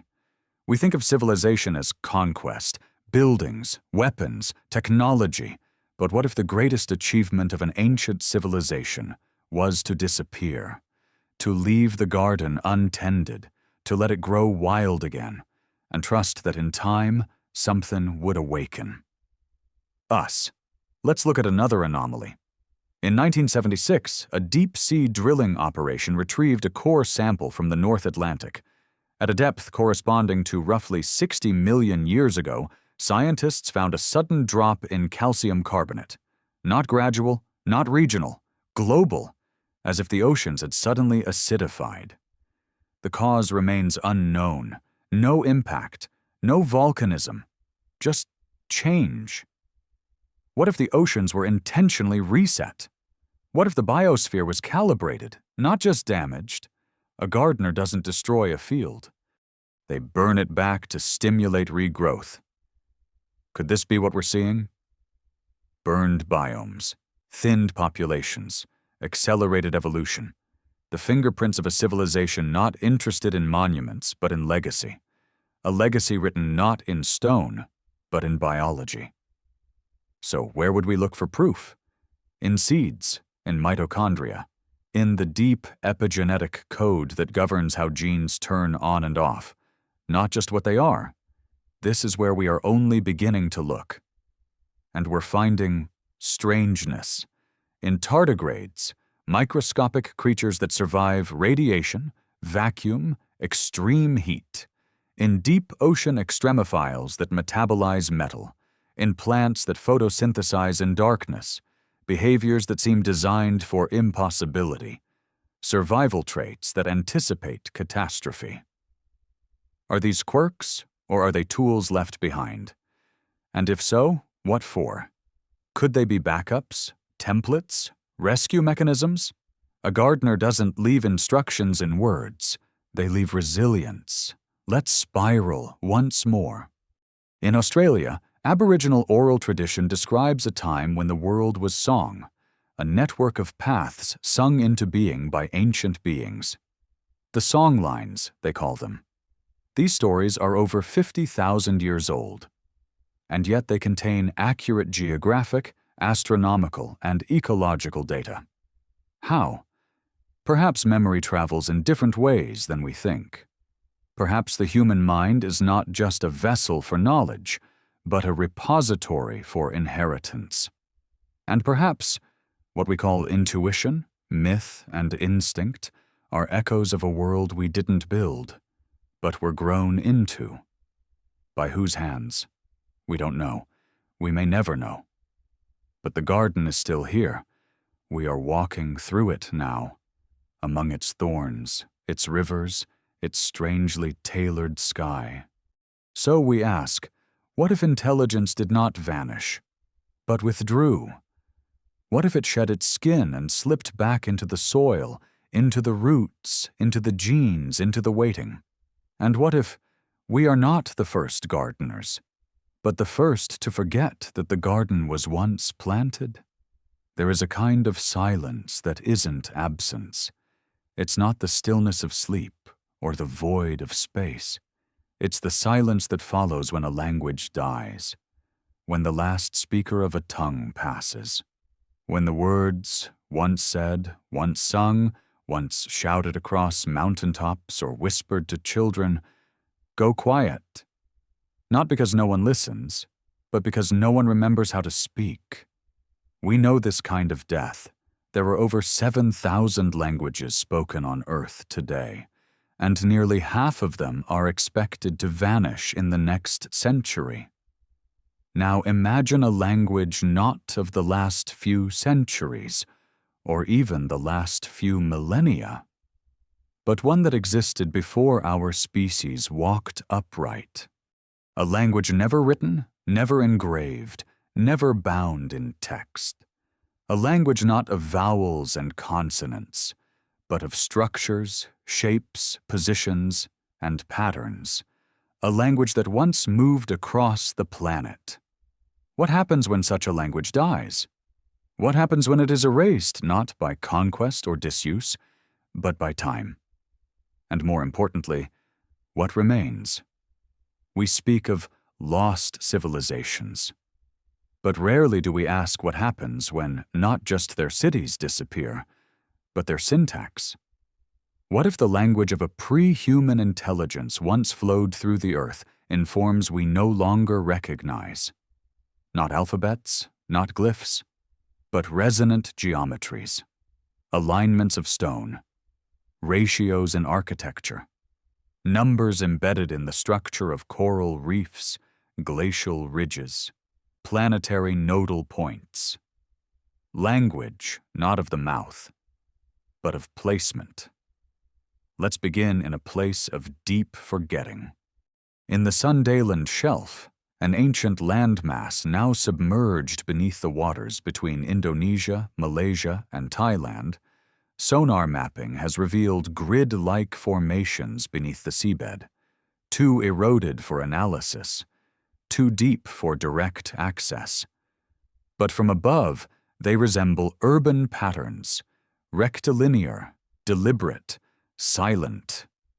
Traditional history tells us that no advanced society existed in that region 20,000 years ago. And yet local myths tell a different story of Gunung Padang, the Mountain of Light, a pyramid-shaped hill in West Java, long believed to be natural, until ground-penetrating radar revealed chambers beneath. Stone terraces, megalithic blocks, and radiocarbon datings that suggest structures older than 12,000 years, perhaps much older. Mainstream archaeologists resist the claim. But the shape is there, the layers, the symmetry, and above all, the pattern. What if Gunung Padang is not a building, but a sentence, a phrase in a language we no longer understand? A message not meant for us, but left in case someone, someday, might ask the right question. Let us spiral again. In the deserts of Utah, spiral-shaped carvings wind across cliff faces, petroglyphs left by the Fremont culture. The meaning is unknown. Some say they are maps, others rituals. Some believe they represent astronomical cycles. Now zoom out. The same spiral appears in Malta, in Ireland, in South Africa, across cultures that never met, never traded, never shared a single word. How? Why does this shape persist? Some say it's instinct, a universal expression of the cosmos. But what if it's not expression at all? What if it's memory, encoded, embedded, echoed across time? Like a word so important, it is repeated again and again until only the shape remains. We treat ancient markings like art. But what if they are not expressive, but functional? What if the spiral is not metaphor, but syntax? A symbol that once triggered meaning, a key, a glyph, a soundless word. Let's step even further into the deep. On the floor of the Pacific Ocean, off the coast of Japan, a tiny pufferfish performs one of nature's most astonishing acts. It creates a perfect circular mandala, over 6 feet wide, sculpted into the sand using its fins. The pattern is geometric, symmetrical, intricate, not for defense, not for feeding, but for attracting a mate. And when viewed from above, it looks deliberate, intelligent, like a signal. Now ask yourself, if such a pattern fossilized, if we found it 10,000 years from now buried in sediment, would we see it as art, as architecture, as language, or would we dismiss it entirely? This is the danger of lost syntax. When the form remains, but the meaning is gone, we are left with ornament, myth, or mystery. The same might be true of the Nazca lines, or of the layout of Teotihuacan, or of the megalithic structures in Karnak, France, thousands of standing stones aligned in rows stretching across fields, each positioned with mathematical precision, purpose unknown. Could these be phrases? Could Earth itself be marked with a language of arrangement? A syntax of space? We think of language as audible, or at least visual. But language is ultimately about meaning through structure. What if an ancient civilization spoke not to the ears, but to the landscape? Through placement, through resonance, through alignment with the stars. And what if their collapse was not loud, but linguistic, not a war, not a flood, but a quiet, tragic forgetting of what things meant? The earth would not know how to grieve such a loss. It would only hold the bones, the shadows, the symbols, and wait. So we ask, are we standing atop ancient sentences, carved into stone, etched into plains, aligned to stars we no longer track? Have we misread language for landscape? Have we mistaken the words of the ancients for accidents of erosion? And most haunting of all, if we were to vanish tomorrow, how long before our language dissolves too? How long before stop, caution, and welcome become shapes without sound? Before algorithm and gravity and love become ornaments? The silence after language is not empty. It is full of ghosts, full of syllables that never arrive, full of forgotten grammar. And maybe that is what the earth speaks now, not in voice, but in pattern and in silence, a silence that might once have meant everything. We often imagine the apocalypse as thunder, as cities shattering, towers burning, oceans rising over screaming crowds. But most endings do not arrive with sound. They arrive with silence. They arrive slowly. They arrive when no one notices. So now, let's imagine a world not unlike ours. Machines humming, skies cut by aircraft, energy flowing through copper veins beneath cities. A species that learned not just how to build, but how to automate, how to replicate itself in metal, and then disappeared. Not in fire, not in war, but in forgetting. What happens to machines after we are gone? We know the answer. The earth is not kind to metal. In just 50 years, exposed iron returns to rust. Copper patinas green, then flakes. Plastics crack under ultraviolet light. Silicon wafers dissolve in acidic rain. Circuits warp. Motors seize. Satellites decay in orbit and fall like quiet meteors, uncelebrated.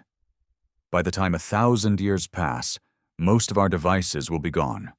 By 10,000, untraceable. Now multiply that span by 10 million, 100 million, 500 million. Could a technological civilization vanish so cleanly that even its machines leave no trace?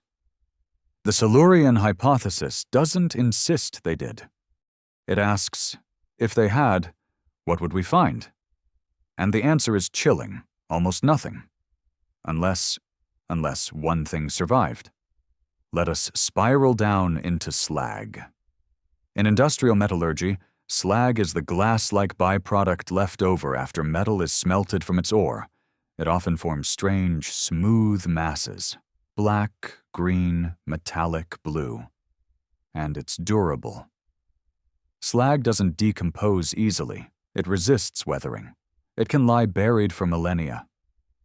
Sometimes archaeologists use ancient slag deposits to locate long-lost foundries. Now imagine slag millions of years old. Imagine it formed not by accident, but as the ruin of collapsed systems, collapsed power grids, collapsed cities, collapsed machines. In the Eocene layers of southern India, geologists have found odd vitreous materials. Too glassy, too dense, not volcanic, not natural. Some believe they're remnants of ancient lightning strikes.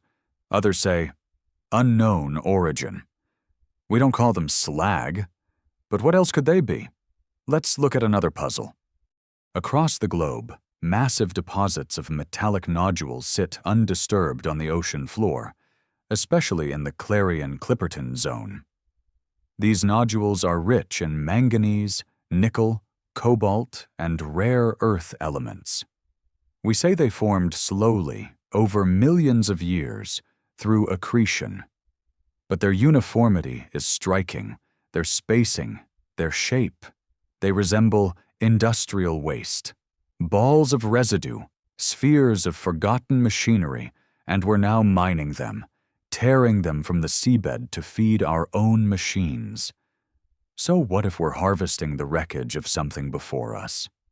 What if the ocean is not just a cradle, but a graveyard of industry?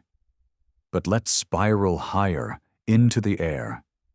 In the upper atmosphere, scientists have detected microparticles of aluminum oxide, barium, strontium. Traces of rare isotopes. They say it's from pollution, rocket exhaust, satellite debris. Maybe. But what if some of these particles aren't ours? What if the skies still carry ghosts of machines no longer orbiting? What if there once were sky routes, as forgotten as the roads beneath the Amazon. There is a term, technosignature. It refers to evidence of technology not made by nature, and we are just beginning to ask how to look for it, on Mars, on exoplanets, even on Earth. But what if the only technosignatures that survive deep time are chemical? Not machines, but markers, odd distributions of stable isotopes, rare alloys, synthetic elements that don't occur naturally. In 1972, physicists discovered something strange in Gabon, West Africa, a uranium deposit that appeared to have undergone fission, not recently, but 1.8 billion years ago. Naturally occurring nuclear reactors, they concluded. A rare and curious geological event. Or a remnant? We don't know. We can't know. We weren't meant to. Because machines don't fossilize, they melt, they rust, they fade. The only parts that remain are those not meant to be found. Slag, dust, ratios, the invisible trail of complexity that once hummed with thought, and now whispers only in chemistry. And perhaps once someone knew this. Perhaps they knew that what they built would not survive. So they etched their memory not in hardware, but in self-replication. Not in AI, but in life. Machines that copied themselves in cells. Programs written not in binary, but in proteins. Could DNA be the hardware that endures? We're already doing it, storing JPEGs in bacteria, encoding video into yeast. What if we weren't the first? Could there be machines living inside life? Silent, dormant, carrying information, not for us, but from someone else? A virus is a machine. A cell is a factory. A ribosome is a printer. Maybe the most advanced machines never had bolts or wires. Maybe they were always wet, always soft, always invisible, and if so, maybe we carry them now, in our bodies, in our code, in our blood. Not metaphorically, literally. So we ask, if the machines melted, if the cities burned, if the metals oxidized and the towers crumbled, what survived? What copied itself? What waits? Perhaps we are standing on the ruins of a world that once built machines as soft as breath, and as enduring as silence. There is a kind of message you don't hear. Not because it is hidden, but because it's everywhere. Too familiar. Too close. So deeply part of you that you forget it was ever placed there at all. This message is written in 4 letters. A, T, C, G. The building blocks of DNA. The instructions beneath our skin. But what if it isn't just biology? What if it's memory? The Silurian Hypothesis challenges us to reframe everything we know. To consider that we are not the first intelligence, and that the remnants of the previous may not lie in the dust of cities, but in the depth of cells. Let us begin where life hides. In the junk. For decades, scientists referred to large portions of DNA as junk because they had no apparent function, no role in protein production, no known utility. But in recent years, this narrative has changed. We now understand that this so-called junk may regulate expression, may shape development, may encode resilience, complexity, response to change, and perhaps something else. Could some part of this non-coding DNA be deliberately inserted? Not by evolution, not by accident, but by design. In 2013, researchers developed a technique to store data in strands of DNA. They encoded a movie, a book, an audio clip. The density of information was staggering, millions of times more compact than any modern storage device. Stable, durable, organic, the perfect time capsule. So we ask the forbidden. What if someone did this before us? What if the human genome is not only a product of natural history, but the canvas of an earlier intelligence? We would never notice. Because we never thought to look. And if we did, what would we find? Consider the phenomenon of endogenous retroviruses, fragments of ancient viruses that infected our ancestors and became part of our DNA.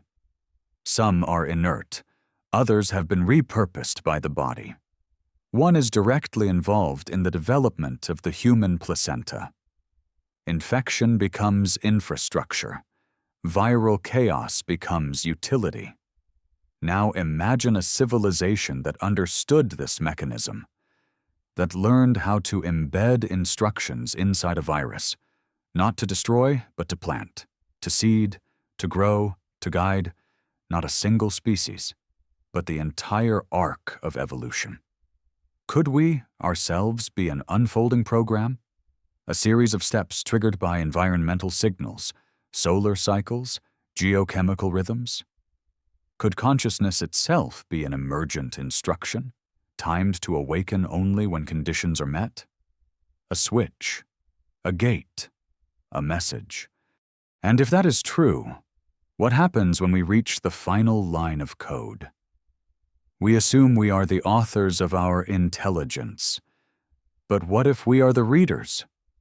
Following instructions we didn't write, becoming something we didn't invent, walking paths that were carved long before language began. Let's spiral deeper. In 2020, researchers at Harvard successfully encoded an entire video game emulator into the DNA of living bacteria. It worked.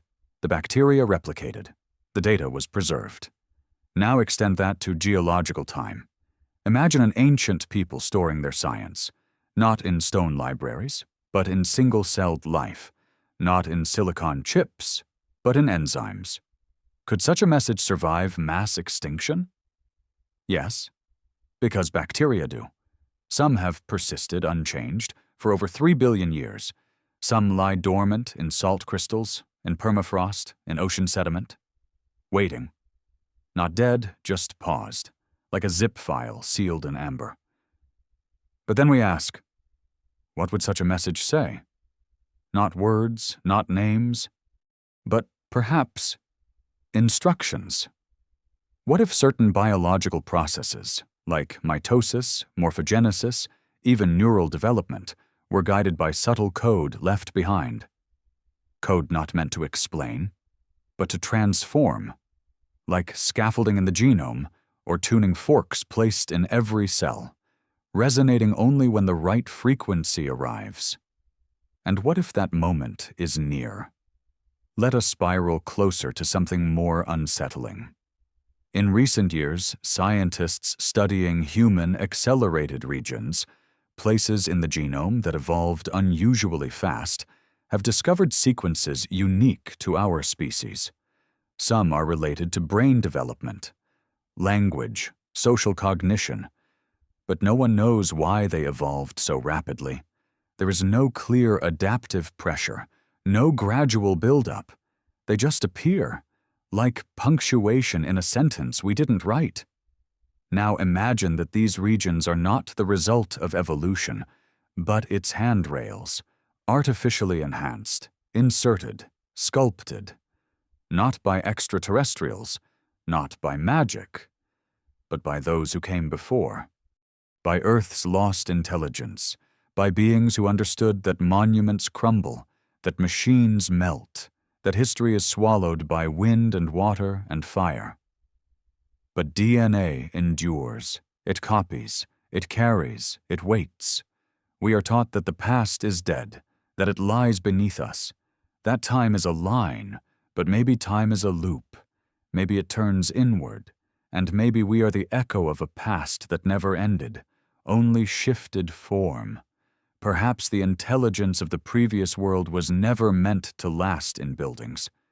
But in us, we may be the repository, the medium, the unfolding interface of a message sent across eons, not in light or stone, but in flesh.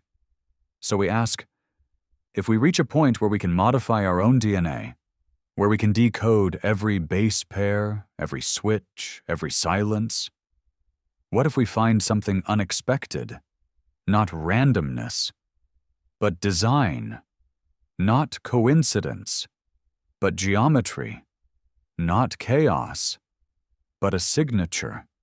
And when we do, will we understand it? Will we know how to reply? Will we accept that we are not alone because we were never alone? And if that day comes, will the message end, or will it begin again? There is a presence in the dark, not a monster, not a god, not even a name, just a presence, watching, waiting, as if the earth itself had eyes. We think of ourselves as alone, as the product of chance, evolution, chaos. But what if our growth has not gone unwatched? What if, from the moment we first struck flint to fire, from the first glyph carved into wet cave stone, from the first dream of stars and questions and gods, something was already there, not interfering, not commanding, just observing. The Silurian Hypothesis whispers that we may not be the first, that before the pyramids, before Sumer, before language, intelligence once bloomed, then withered, then vanished. But what if that intelligence never left? Not in form, not in machine, but as a watcher. Let us begin where eyes often hide, in the skies. The Fermi paradox asks, if intelligent life is common, where is everyone? Where are the signals, the probes, the colonizing fleets? But maybe the question is flawed. Maybe we're looking for visitors, when the answer lies here, on Earth, in its soil, in its biosphere, in the things that know us better than we know ourselves. Let's take a step sideways. Cephalopods, octopuses, cuttlefish, squid, are among the most intelligent non-human creatures on the planet. Their brains are decentralized, their skin sees, their color changes not only camouflage, but emotion, intent. And their genome? In 2015, scientists discovered that octopuses edit their own RNA, a behavior rare in complex animals. They rewrite themselves on the fly, not over generations, but in real time. It is, in every sense, alien. Now consider this. What if octopuses are not simply Earth's weirdest species, but a legacy? A fragment of an earlier intelligence? Or even an observer, disguised as flesh, not a spy, not a threat, just something that remembers. After all, they have been here for hundreds of millions of years. They survived every extinction. They rose and vanished in cycles, and they look at us with eyes that feel far too old. Let's descend from the oceans to the forests. In 1997, ecologist Suzanne Simard published her groundbreaking work on the Wood Wide Web, a vast underground network of fungi that connects trees. These mycorrhizal networks allow forests to share resources, warn of threats, even nurture offspring. Trees send sugars, signals, chemical messages. It behaves, in essence, like a brain, a distributed intelligence. What if Earth's ecosystems are more than just alive? What if they are aware? And what if that awareness isn't new, but inherited? Not from a divine being, not from aliens, but from a long-lost intelligence that chose to remain, not as individuals, but as a system, a consciousness diffused, not in buildings, but in root systems, not in speech, but in rhythm. And what if we were never meant to see it? Or worse, what if we were meant to see it only when ready? Let's spiral deeper. There's a phenomenon in animal behavior studies, the observer effect. The act of watching changes the behavior of the observed. But what happens when the watched becomes aware they are being watched?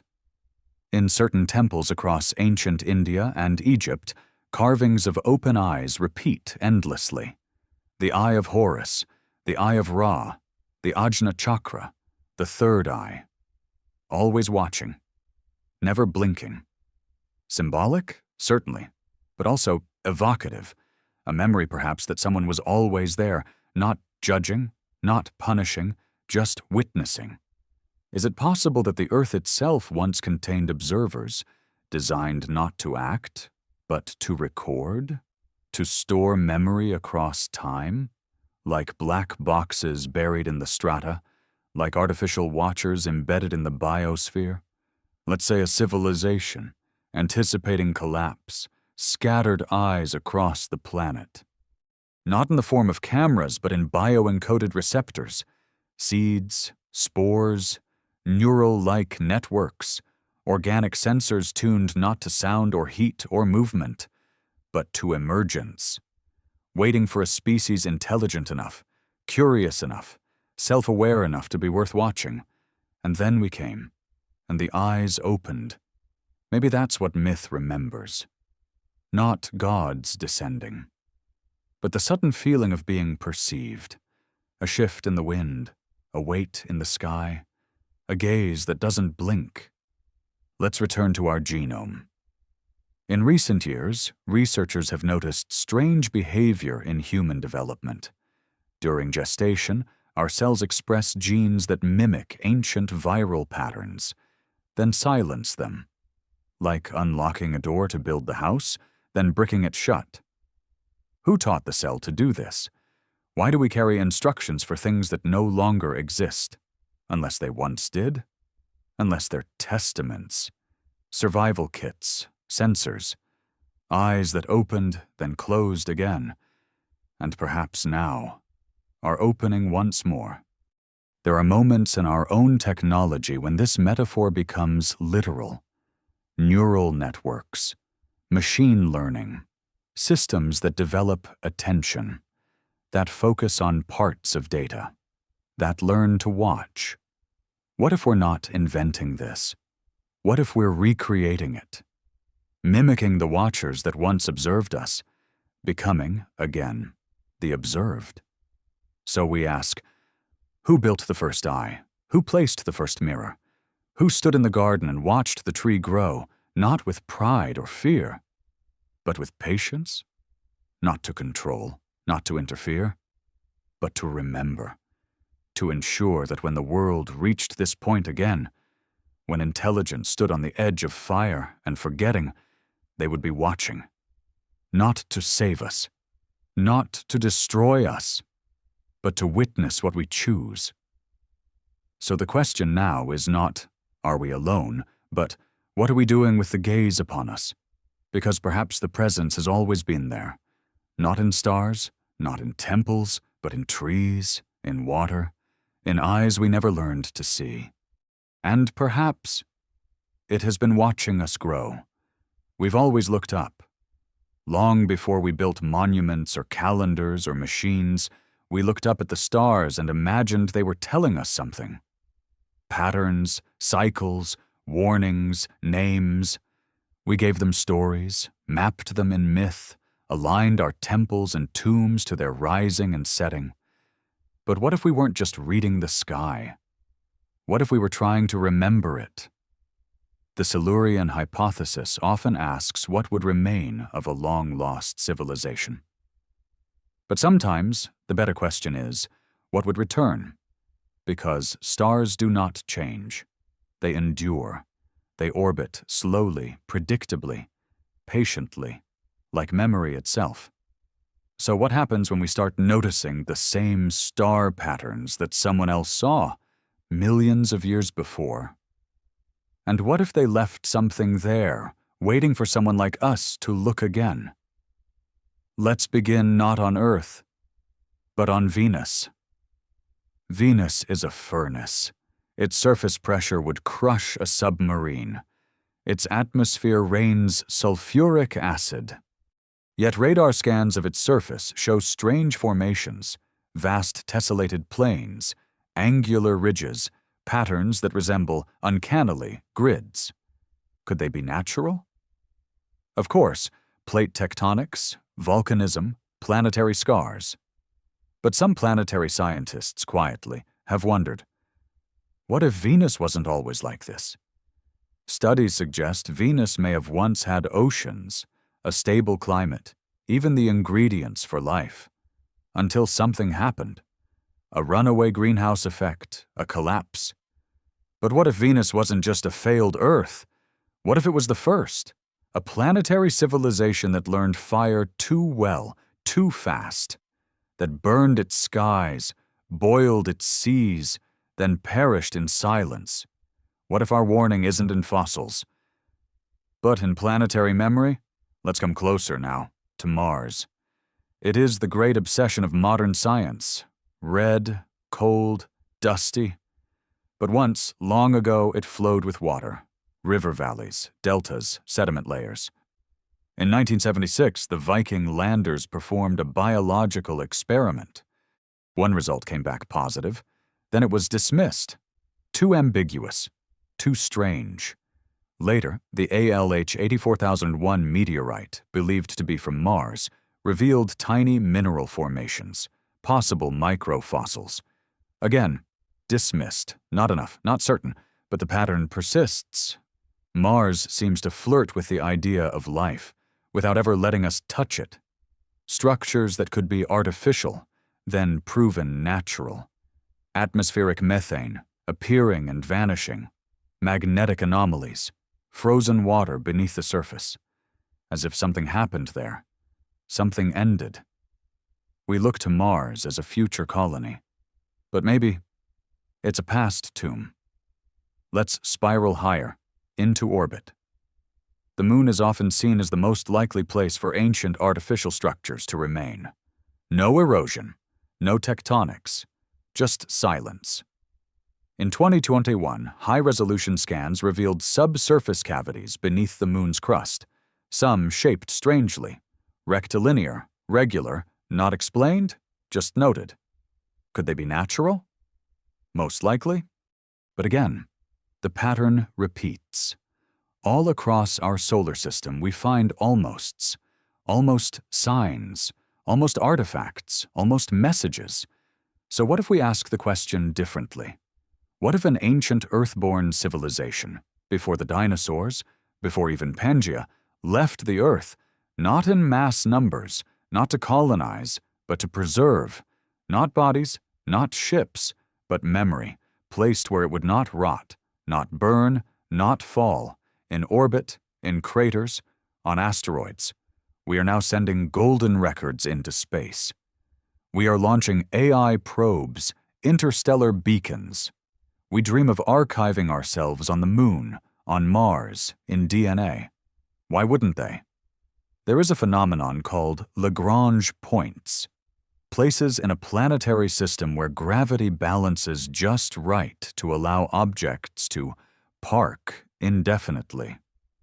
Earth has several, and scientists have speculated that these points would be the ideal location for observation probes. We've looked. We've found nothing. But we've barely started looking. We assume that anything artificial must look like our machines, but what if their probes were biological or geological? What if they're already here, camouflaged as rock, embedded in the Moon, orbiting the Earth in stable silence, waiting? And what are they waiting for? Perhaps not a signal, not a password, but a threshold, a moment of technological maturity, a pattern of planetary behavior, an echo. Because what if intelligence doesn't just emerge randomly across the universe, but follows a pattern of recursion, rise, collapse, silence, rise again, always on habitable worlds, always ending the same way? And what if those who come first leave something behind, not for their benefit, but for the next? A message not in sound, but in placement. A probe not that transmits, but that watches. And when it sees something familiar, something it remembers, it activates, not as an attack, not as contact, but as acknowledgement. You made it. We did too. Maybe that's why we haven't found aliens. Because they aren't out there. They're already here, as messages, as patterns, as thresholds waiting to be crossed. And maybe the test isn't survival. Maybe the test is Can you remember?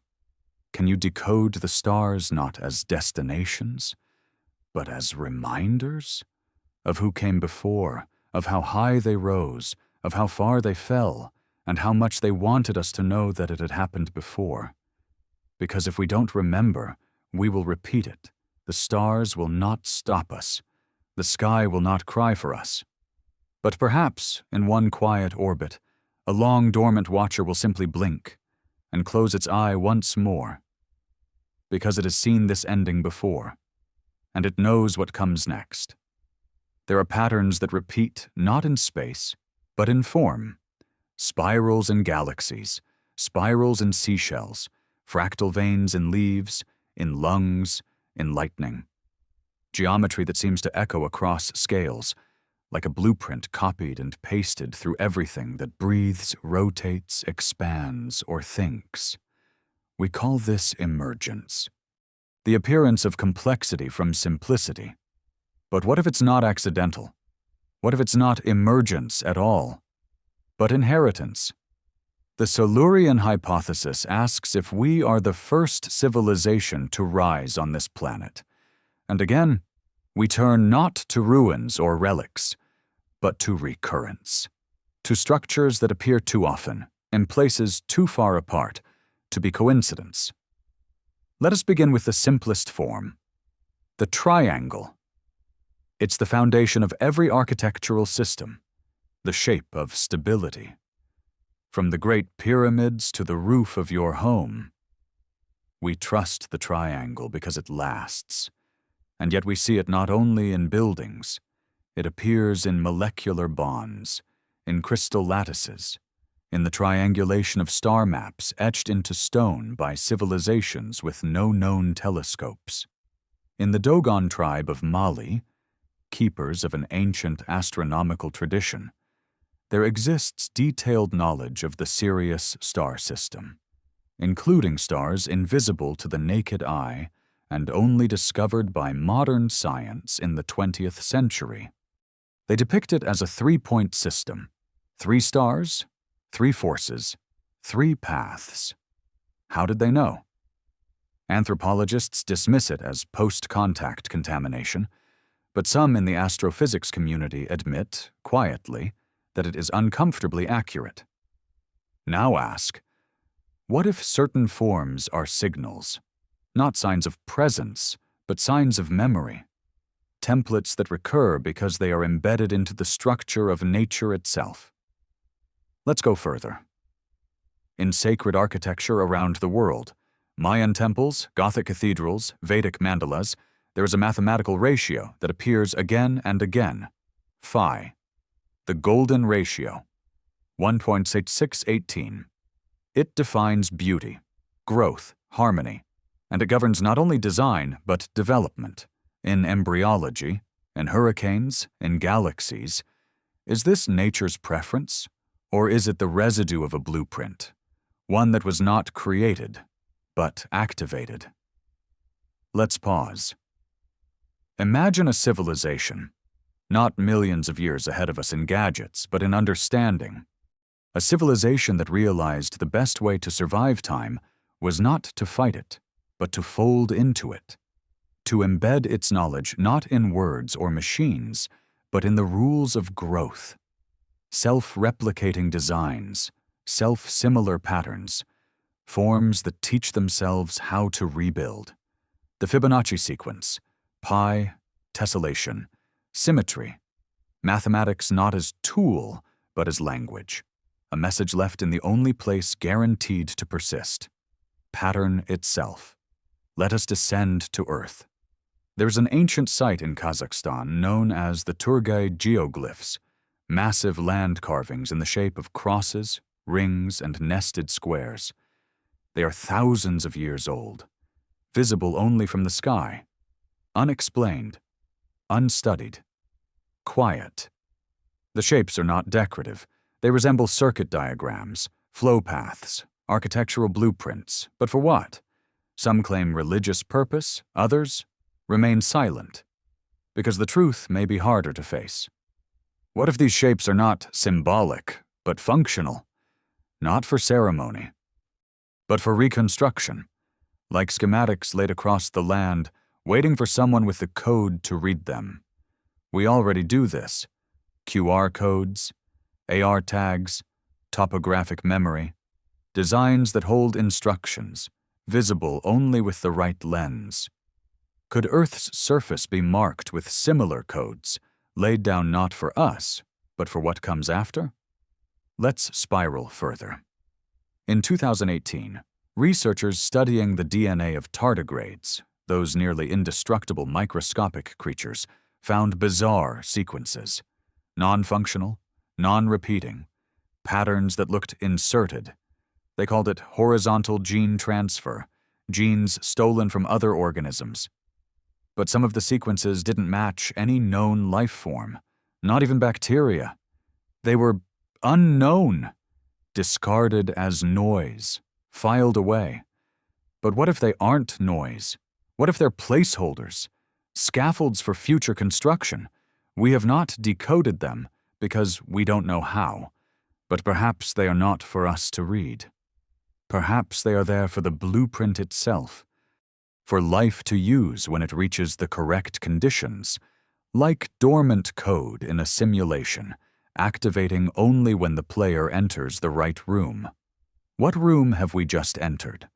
Let's return to form.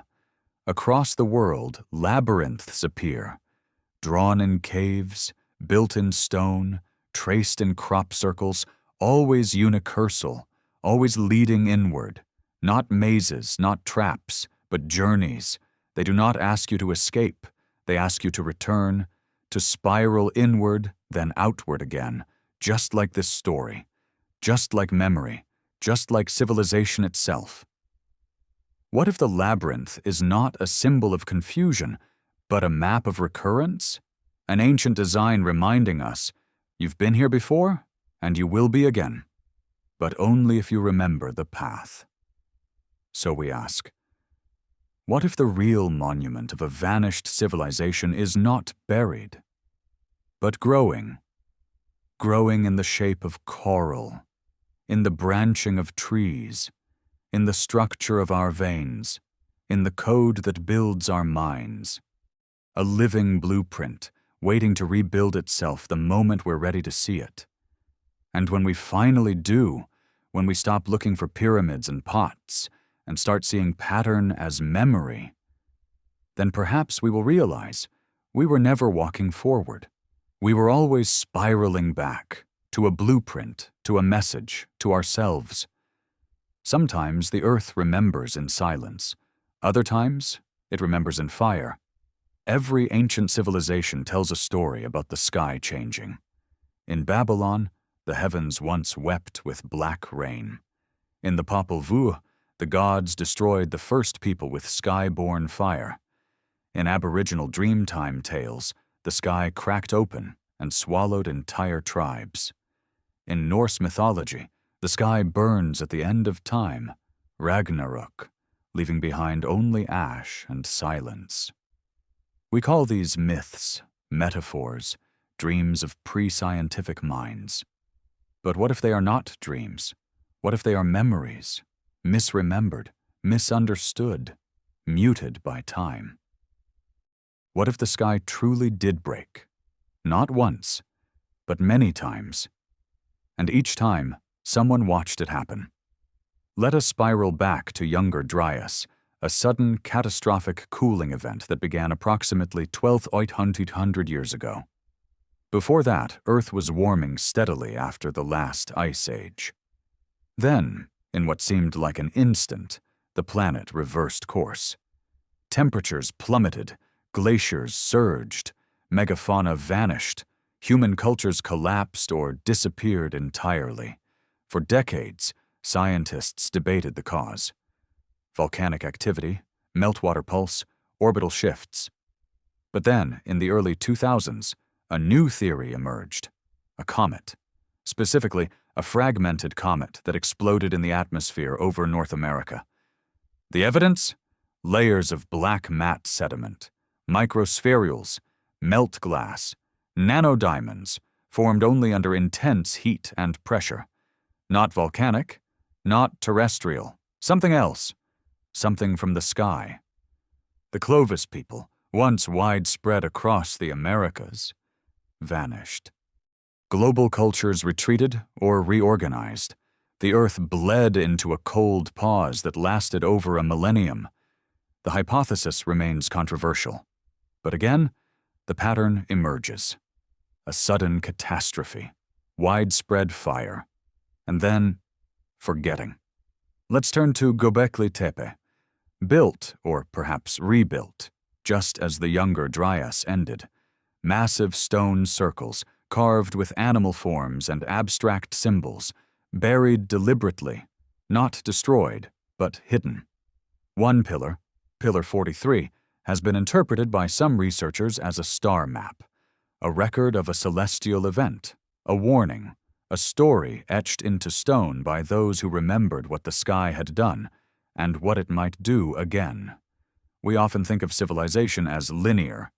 Fire, wheel, writing, war, silicon. But the Silurian Hypothesis asks, what if we are not building civilization, but repeating it? And what if each cycle ends the same way? With the sky forgetting us, or worse, with us forgetting the sky. Let's look again at myths. So many describe a time when the stars were closer, when the gods walked among us, when the heavens and the earth were joined by a ladder, a tree, a mountain. Then came the separation, the fall, the flood, the deluge. Again and again, we hear it. The world was once whole, then it was broken.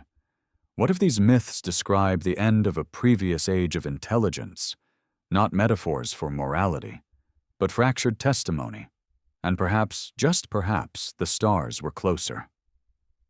Let's spiral into the science. Earth's position in the galaxy changes over time. It bobs and weaves through the galactic plane.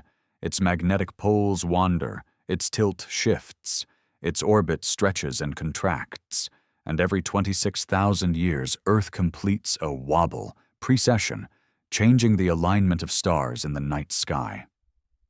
Now imagine a civilization that arose not 10,000 years ago, but 100,000, or 500,000.